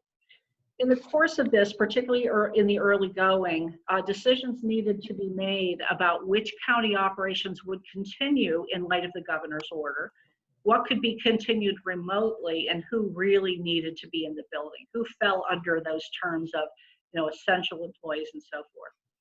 We first closed our county buildings to the public, and we posted information for folks about how to get services. These notices were posted at the door of each building and was also posted on our website. We created a coronavirus page on our web site. We've tried to keep it current. We've been trying to not load it down with everything that comes through, but keep it mainly relating to county services and county operations. And Matt's done a great job of setting that up. And there are specific entries about individual work units like the courts, the sheriff, and so forth. Terry and I, in determining what needed to continue, Terry and I met with each department head individually to review all of this. And through that process, we were able to limit considerably the number of bodies that would be in and out of our buildings and the days of the week that they would be there.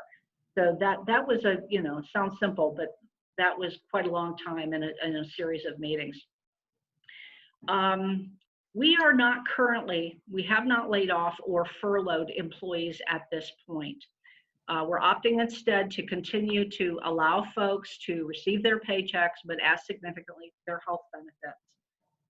Many of us are working full days at home, and some are in the office. Those with multiple children come into the office to have any hope at all of getting any work done. I'm not naming names. But the expectation is that every employee not already working remotely be prepared to come into work on any day during work hours if called. Employees are expected to be checking their email and to be responding to their email. So they must be available. Those that don't perhaps have work that necessarily lends itself to being done remotely. Terry has information she's going to share on the whole HR component because it's considerable. The state and federal responses have generated some HR issues and questions. On communications, I've been sending periodic updates to department heads and staff, but also to the union heads, the representatives of our unions. I can only hope I've been communicating with them often enough, but in addition to just wanting those folks to know, I encourage them and I hope that they will serve as a communication conduit to their members. So that's a very important communication piece to us. Otherwise, we've been continuing to review new executive orders, new announcements, case counts from around the state. We went for such a long time in all of this compared to other counties and areas and not having a death. And so it was so disappointing over the weekend for us to lodge our first death. One day, and I'm about to wrap up here for anyone who's still Excuse awake. me. Can I ask you, was it a gentleman or a lady or? I don't get a lot of the demographic information. I believe that this one was an elderly gentleman now. Thank you. Yeah. One day, we're going to need to reopen and restore services.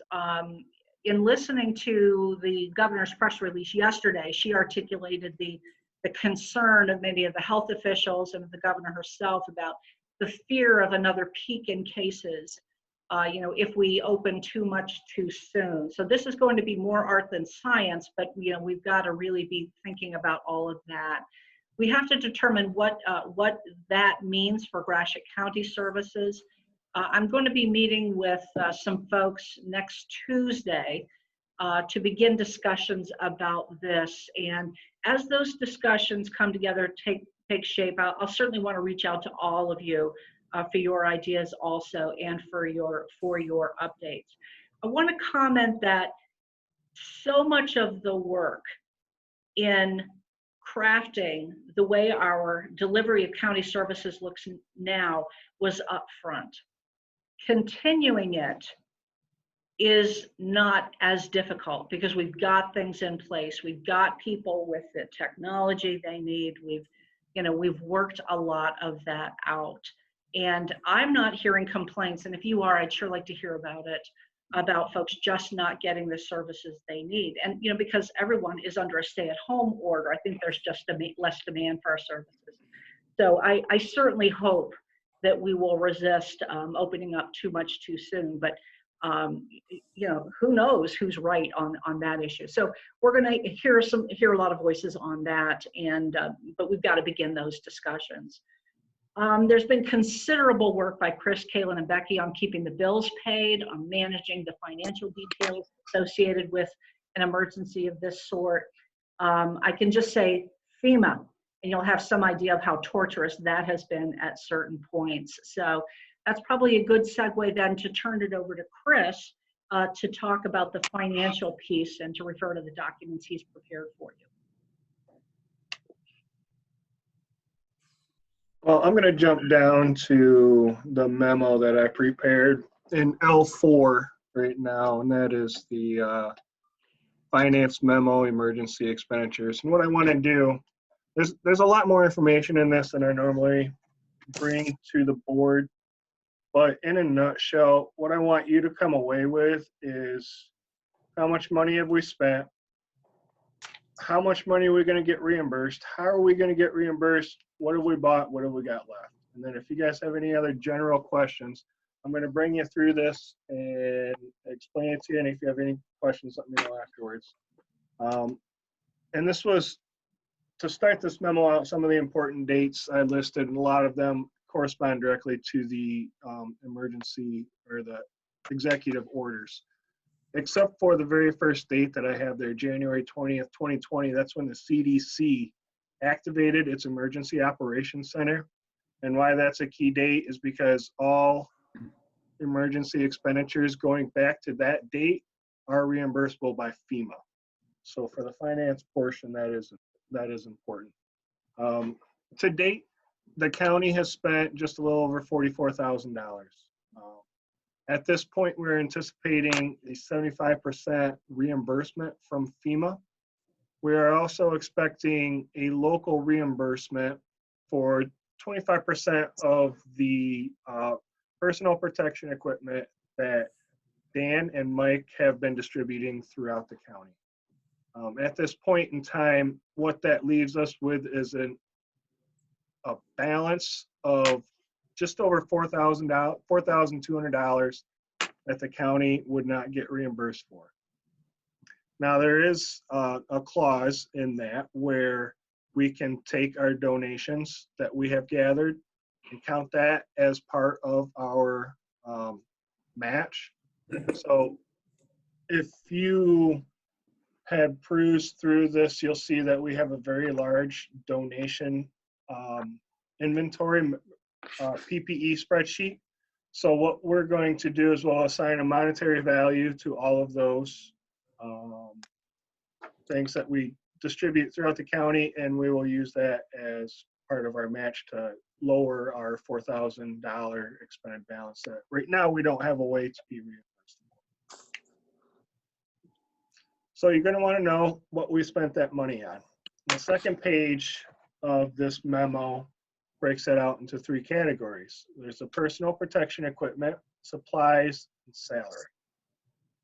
So when we talk about the personal protection equipment, we're talking about the masks, the coveralls, shoe covers, thermometers.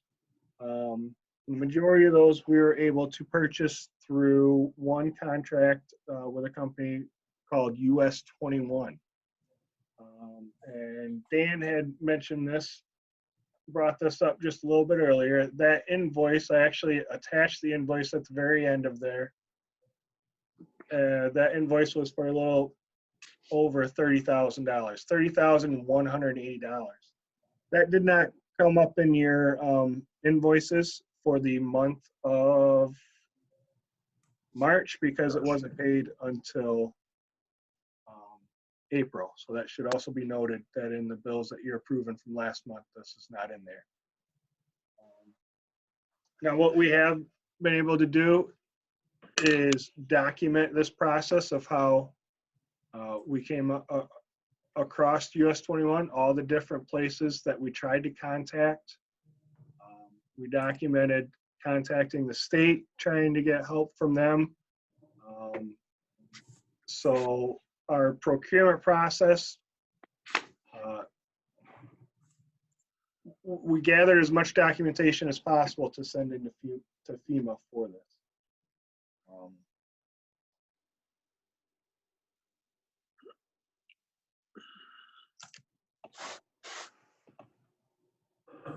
So when we talk about supplies that we have spent money on related to this emergency, you see in that category we have approximately $10,000.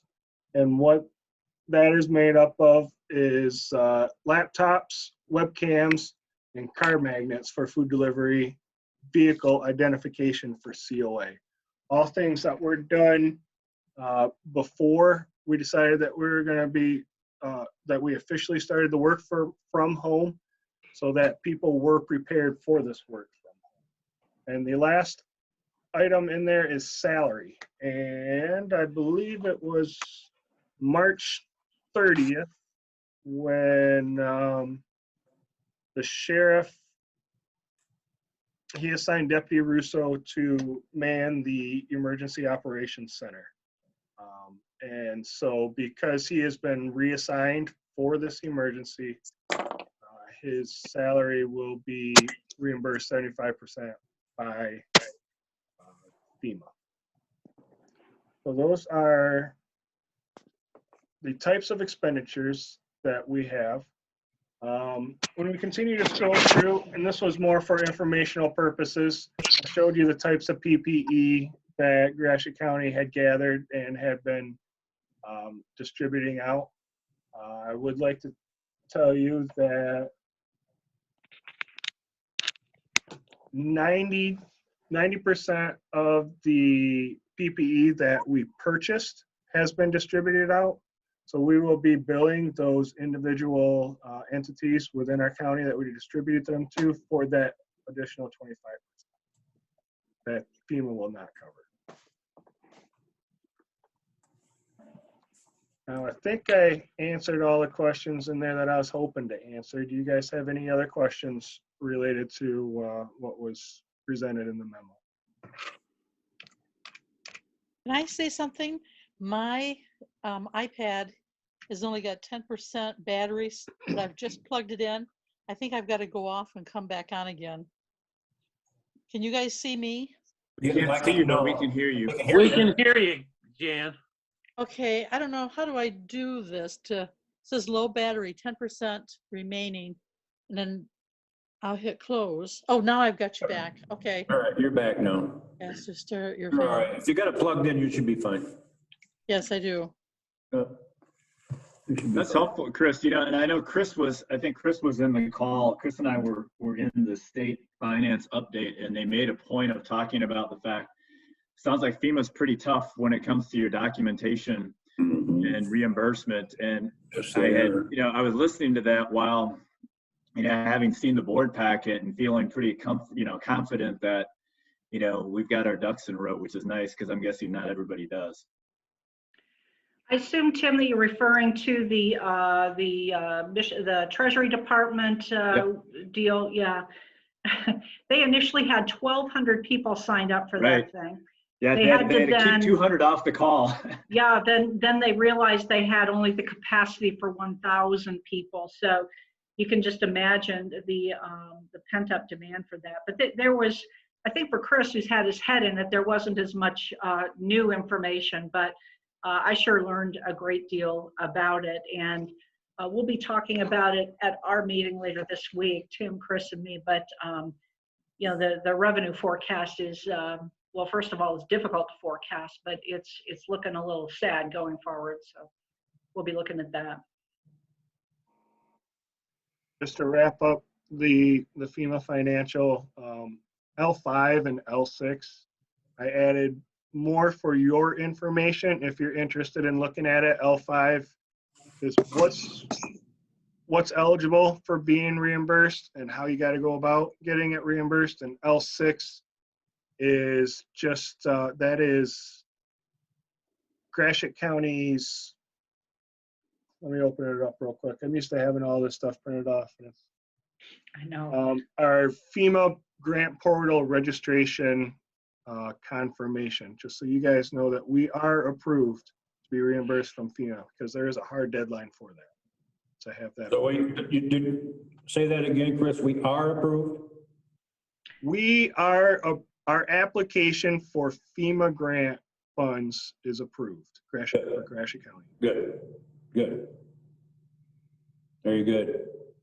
Yeah, and again, that's a testament to our staff, because I was watching, there was a chat going on, there was question and answer going on during the webcast. There were people asking, hey, how do I apply for that stuff? Where do I go to get that stuff? And it's like, you snooze, you lose. That's right. We're fortunate we have people that are on top of it all the time and know what's going on, so. Well, and extending the time for submission of your local audit, that's already done. Treasury is extending dates for completion of chart of accounts. Chris is all over that. So many things that folks on that call seem to still be struggling with are, we're ahead of the game. Yeah. Well, I tell you what, staff just done a great job of keeping us in the ball game here and keeping our expenses low.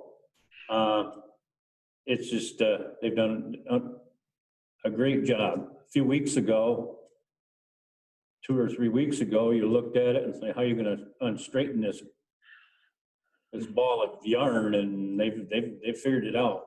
Thank goodness, because when I first looked at it, I said, what are we gonna do now? And Chris said, no problem, we'll take care of it.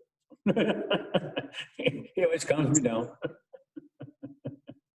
No, it's all Well, good. and 3 weeks ago, Dan Morden came to us and said that, you know, Michigan State Police came to him and asked him how Gratiot County got personal protection equipment because nobody else could find it or could get it. So, Yeah, yeah, we gotta be very proud of our staff here. They do a great job. Okay, so is there any other questions that we have to talk about with the Corona-19 before we can move on here? Okay, the next thing we want to talk about is with Terry, and she's got some things she wants to go over with us.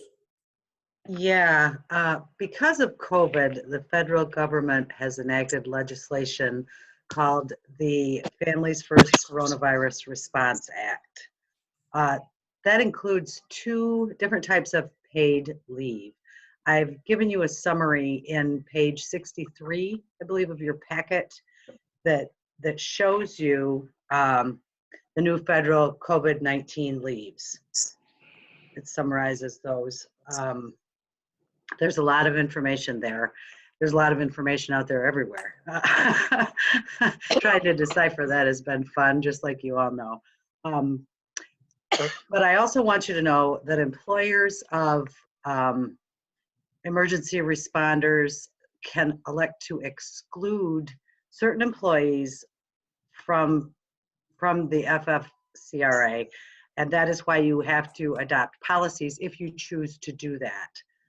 That's the reason I have the 2 policies in your packet for you to review and choose if you want to adopt those and exclude the emergency responders from the provisions of those. The reason to do that would be it would enable our sheriff and our central dispatch director to maintain the staff necessary for their critical operations. A lot of counties are opting to do that just for that reason. And as you'll see in the policies, when we go over them, it also gives you, the board, it gives you the, what am I trying to think of? You can look at each case and decide if there's, something, different about that you want to include them or exclude them from. Evaluate on a case-by-case basis. Right. Yeah. Right.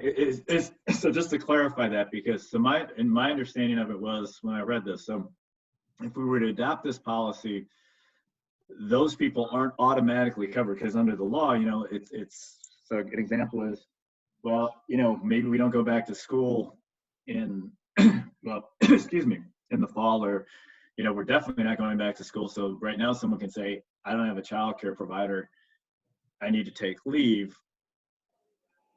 We would be excluding our first responders. However, if there was a unique situation or a special situation, they could come to HR or come to us. I'm just not sure what the process is, and they could appeal it. We could grant them that status. Is that correct? Is that how? That is correct. Okay. The Secretary of the Department of Labor also has the authority to do that, but they have not done that yet. That's why they're leaving it up to counties to make those decisions for their employees. Because I would support this as long as we do have the ability, to take into consideration, certain circumstances. I mean, we don't want to deprive anybody of leave who absolutely has to take leave, and it's a situation that, as bad as we need them on the front lines, they may be needed by their family more because of some unique circumstances. So as long as we have that ability, I think it's a good idea. Yeah, we put that language in the policy for that reason. Yep. It's a hard line. You've got to keep your critical operations going, but yet there's families too. So, and not every situation is the same. So. I'd be in turn of supporting that with that language in there also. we do need these people out there to take care of things out on the road and dispatchers and stuff like that. But as Tim said, there's a lot of different things that happen in families that they got to take care of. Yes.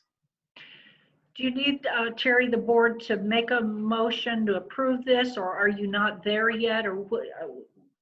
Do you need their approval of this? I think what I'm hearing is Tim made a motion and Sam seconded it. Yeah, that's what it was. That's right. I'm just saying, I can read what's going on. Okay, so it's been moved and supported. Now let's open it up for discussion. I think it's been well thought of. I think that you've gone over all the issues. Terry, Have Terry, you the only talked to the comment I might sheriff have- about this? Have you talked to the sheriff who would really be impacted on this, and Dan, 911, of course? No, Talk to them about these situations. I mean, I hate to put something on them they don't want. Terry, isn't this the one that there was a case that the sheriff spoke with you about? Wouldn't it be covered by this? yes, Okay, so the sheriff really was looking for this kind of help Okay. on a particular personnel matter. Yeah, because I just want to make sure that all the parties that would be directly affected, and that would be obviously 911 and the sheriff, could. yes, and I would assume that could live with if this we were to policy. make pardon me, I'm sorry, I George. said, I just want to make sure that the two entities can live with the policy. Well, I don't believe 911 would be covered by this, would they, Dan? Because you all have your own policies, correct? Dan's So- gone, I think. Well, think- he's on mute. There he is. So, I can't hear him. we as the county is our fiduciary and also supplies our HR and stuff like that. It would probably just take the 911 authority board to adopt this as well. Okay, So the 911, we would adopt it, and along the 911 authority board would also have to adopt. That makes sense. Is that what Correct. I'm hearing? Correct. Yeah. Okay. and then I would assume that the sheriff and Dan would be included if there were Yeah. any, special Okay, circumstances. All right.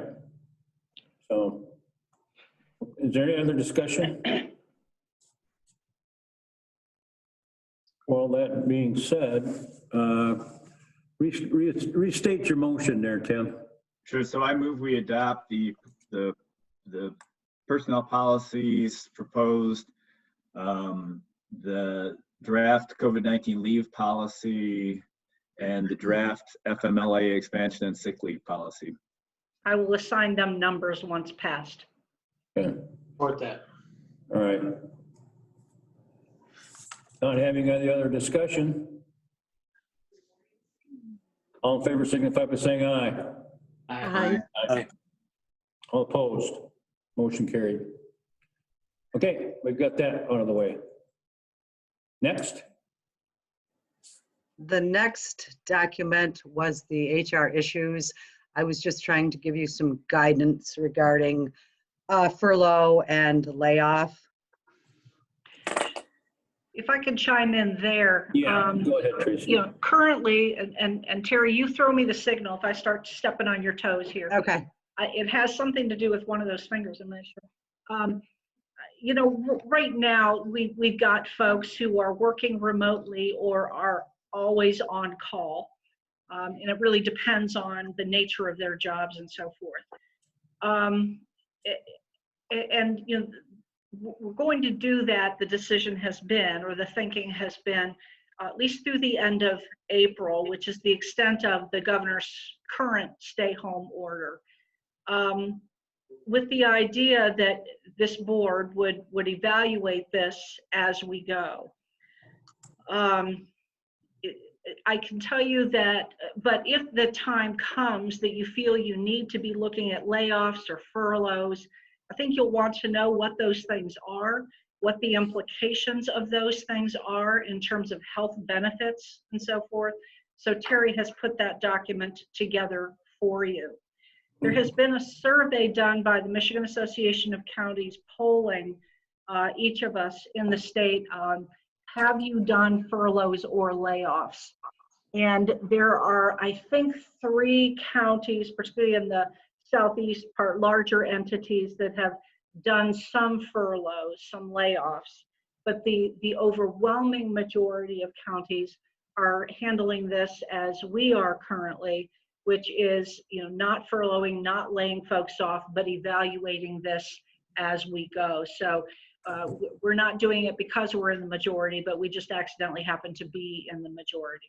So again, that's a guideline for you. And I don't know if you want to discuss that issue tonight, but we want you to have the information about what those options are and what they mean should that discussion commence at any point. The board. I would like to add, number 3B, benefits number 2, what Tracy spoke of earlier about the employers must not be charged as far as unemployment. I was involved in a webinar Friday evening.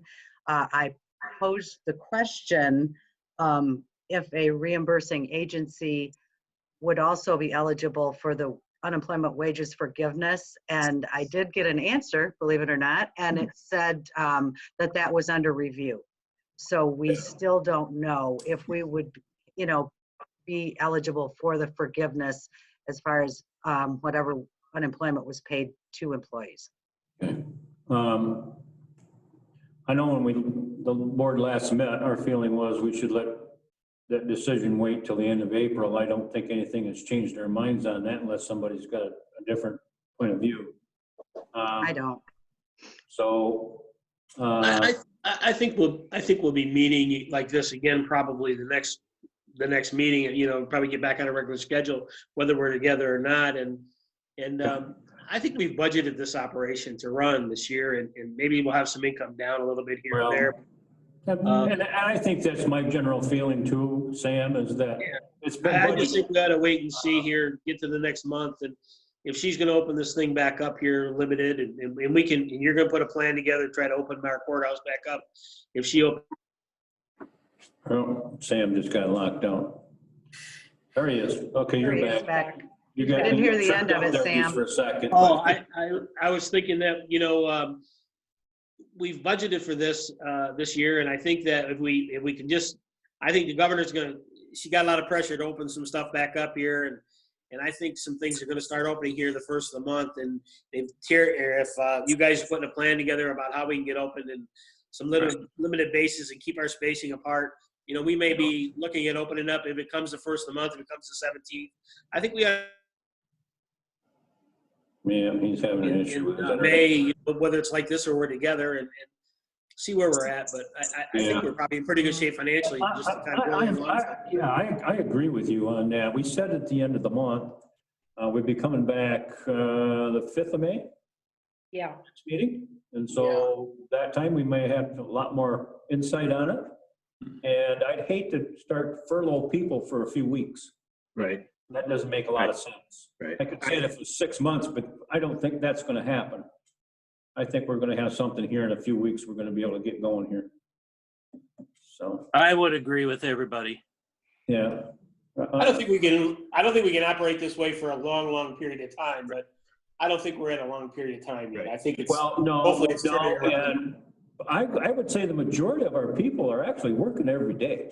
Mm-hmm. They might not be physically in the building, but they're here. They're at home. They're accessing their computers. They're actually doing work. The only problem that I see, and we'll talk about that in the finances in a minute, is that because our permits office is closed, because the clerk's office is closed, because of all these other things that are going on, our overall revenue, excluding taxes, is shortfall. Okay? But that's not to a critical point at all. And my opinion on that is it's going to pent up demand. Once the gate opens up again, all this stuff comes back to you because all that stuff is going to get done anyway. Yeah, this business has got to be taken care of. Yeah. Right. Exactly. So Yeah, that's a good thing about the business we're in. And I would add, and especially for those of us, which is a bunch of you, who've been at the negotiating table, one of the things that we always stress is, we're good managers of the money. Yeah, it's easy for people, sometimes for our employees to look at the fund balance and say, well, hey, can't we get some of that?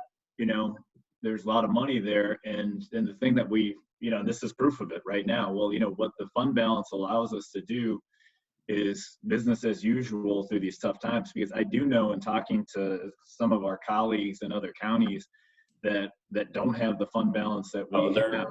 They're in a world of hurt. They're in a world of hurt, and they're having the discussions right now, not just even about furloughs, but about, potential layoffs. And then really the only thing that's stopping some of those discussions from going further is the hope that, well, maybe there's going to be some type of, direct aid for counties.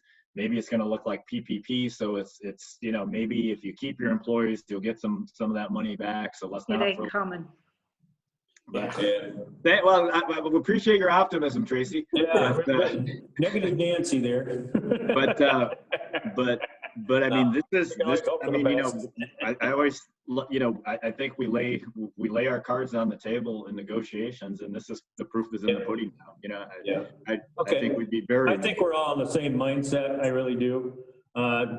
Just to be expedient here, we need to move on. We've got so much stuff to talk about. We're just starting to get into our financial portion. Is everybody Okay, well, thank you. satisfied? Thank you, Terry. Okay, Terry, thank you. Everybody satisfied then with what we've been up to so far? And we're going to go on to finances. We're not going to close down the meeting, obviously, to go to finances. We're just, we incorporated it right into the meeting. So, but if Tim, if you want to take over second chair there for the finance meeting, go ahead. Sure. I mean, we'll be quick. Chris, is there anything you want to say about the historical trends, operations? We got your numbers. Well, when we look at the cash balance, the one thing I want to point out is when you look at March in years past, we see a $2 million hit to the delinquent tax fund because they're doing settlement during the month of March. For some reason, settlement didn't hit the books until the beginning of April this year, so that's why you don't see that same trend following. So on April 2nd, you'll see of 2020, you'll see the settlement goes out, and a part of that is the general fund gets a boost also of all the delinquent taxes that hadn't yet been paid, which is historically around $250,000, $300,000. So it's a little understated as presented right now, the general fund, just so you know. But other than that, no, I don't have anything to bring up for the cash balances. Okay. Okay. Any questions for Chris? If not, let's go on to the checks. Any questions on the checks?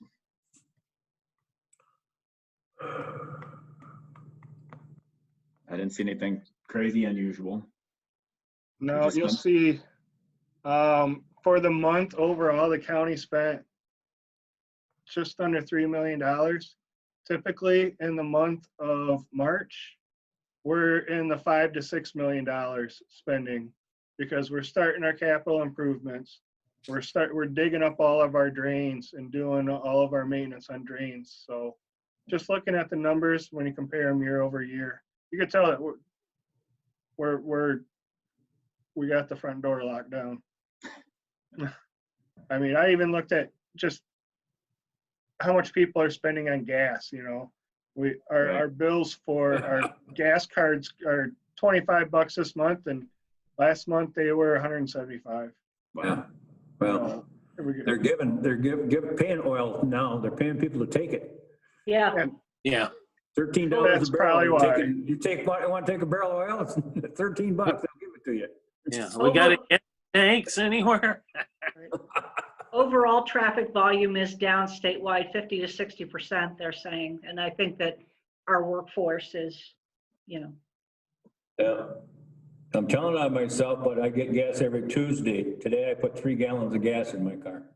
I got it last Tuesday. And then Commissioner Lambrecht, once this is over, I do have one more thing that I would like to bring up related to finance that I was unable to prepare, if that's okay. No, okay, good. If there's no questions on the checks, it doesn't sound like there is. Chris, why don't you go ahead? Okay.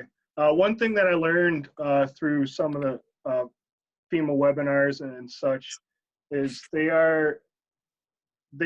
encourage us to have a budget amendment prepared for emergency declaration revenues and expenditures before we submit that information to them.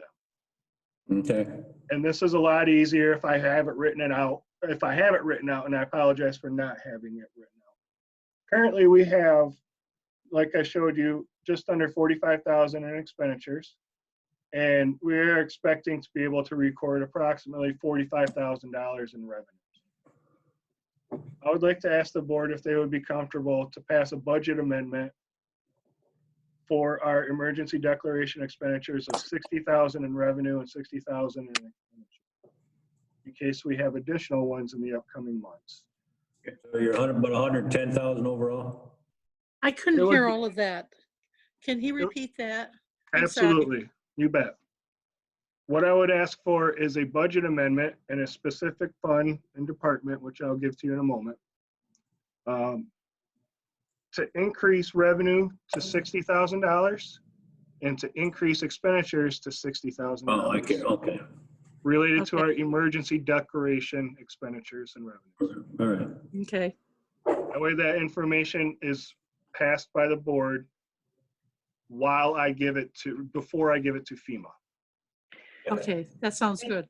And Chris, make sure the language is in the minutes that you need, so you can help Angie to craft that. Absolutely, thank Yeah, you. yeah, okay. And it's neutral because we're doing an expenditure and we're doing a revenue. So I'd make that motion. We can't make it until we go out of So we're the, not in executive session, Jen. We didn't go into tonight. Yeah, we Oh. didn't go into a special session, so we can. oh, okay then. George is still We'll running do the the- meeting. I've just been doing more of the talking. Okay, let me make the motion. You're the chair. Okay, go May I ahead. give you the coding for it so it's in the minutes? Yes. It is Fund 101, Department 426, Project 33, Emergency Declaration. I'll make Chris, that what- motion. Oh, I'm sorry, go ahead. Well, Chris, what would the language of a motion be? Why don't you provide the language of the motion, and then I have a hunch Jan will say, I will make that motion. So I think you could help folks with that. Thank you. Yeah. Yes. I would be looking for a motion that would say, a move to create a budget amendment for Fund 101, Department 426, Project 33, increasing revenues by $60,000 and increasing expenditures by $60,000. Okay, now I'll make the motion. Or so move. That's exactly what I was gonna say, but And we had a support, Tim? Sure. Support. Yeah, okay, Tim supported that. All right. Any other discussion? Seeing how it's money, I'm gonna ask the clerk to call the roll. Okay, give me just a second. Yep, give her a minute to catch up.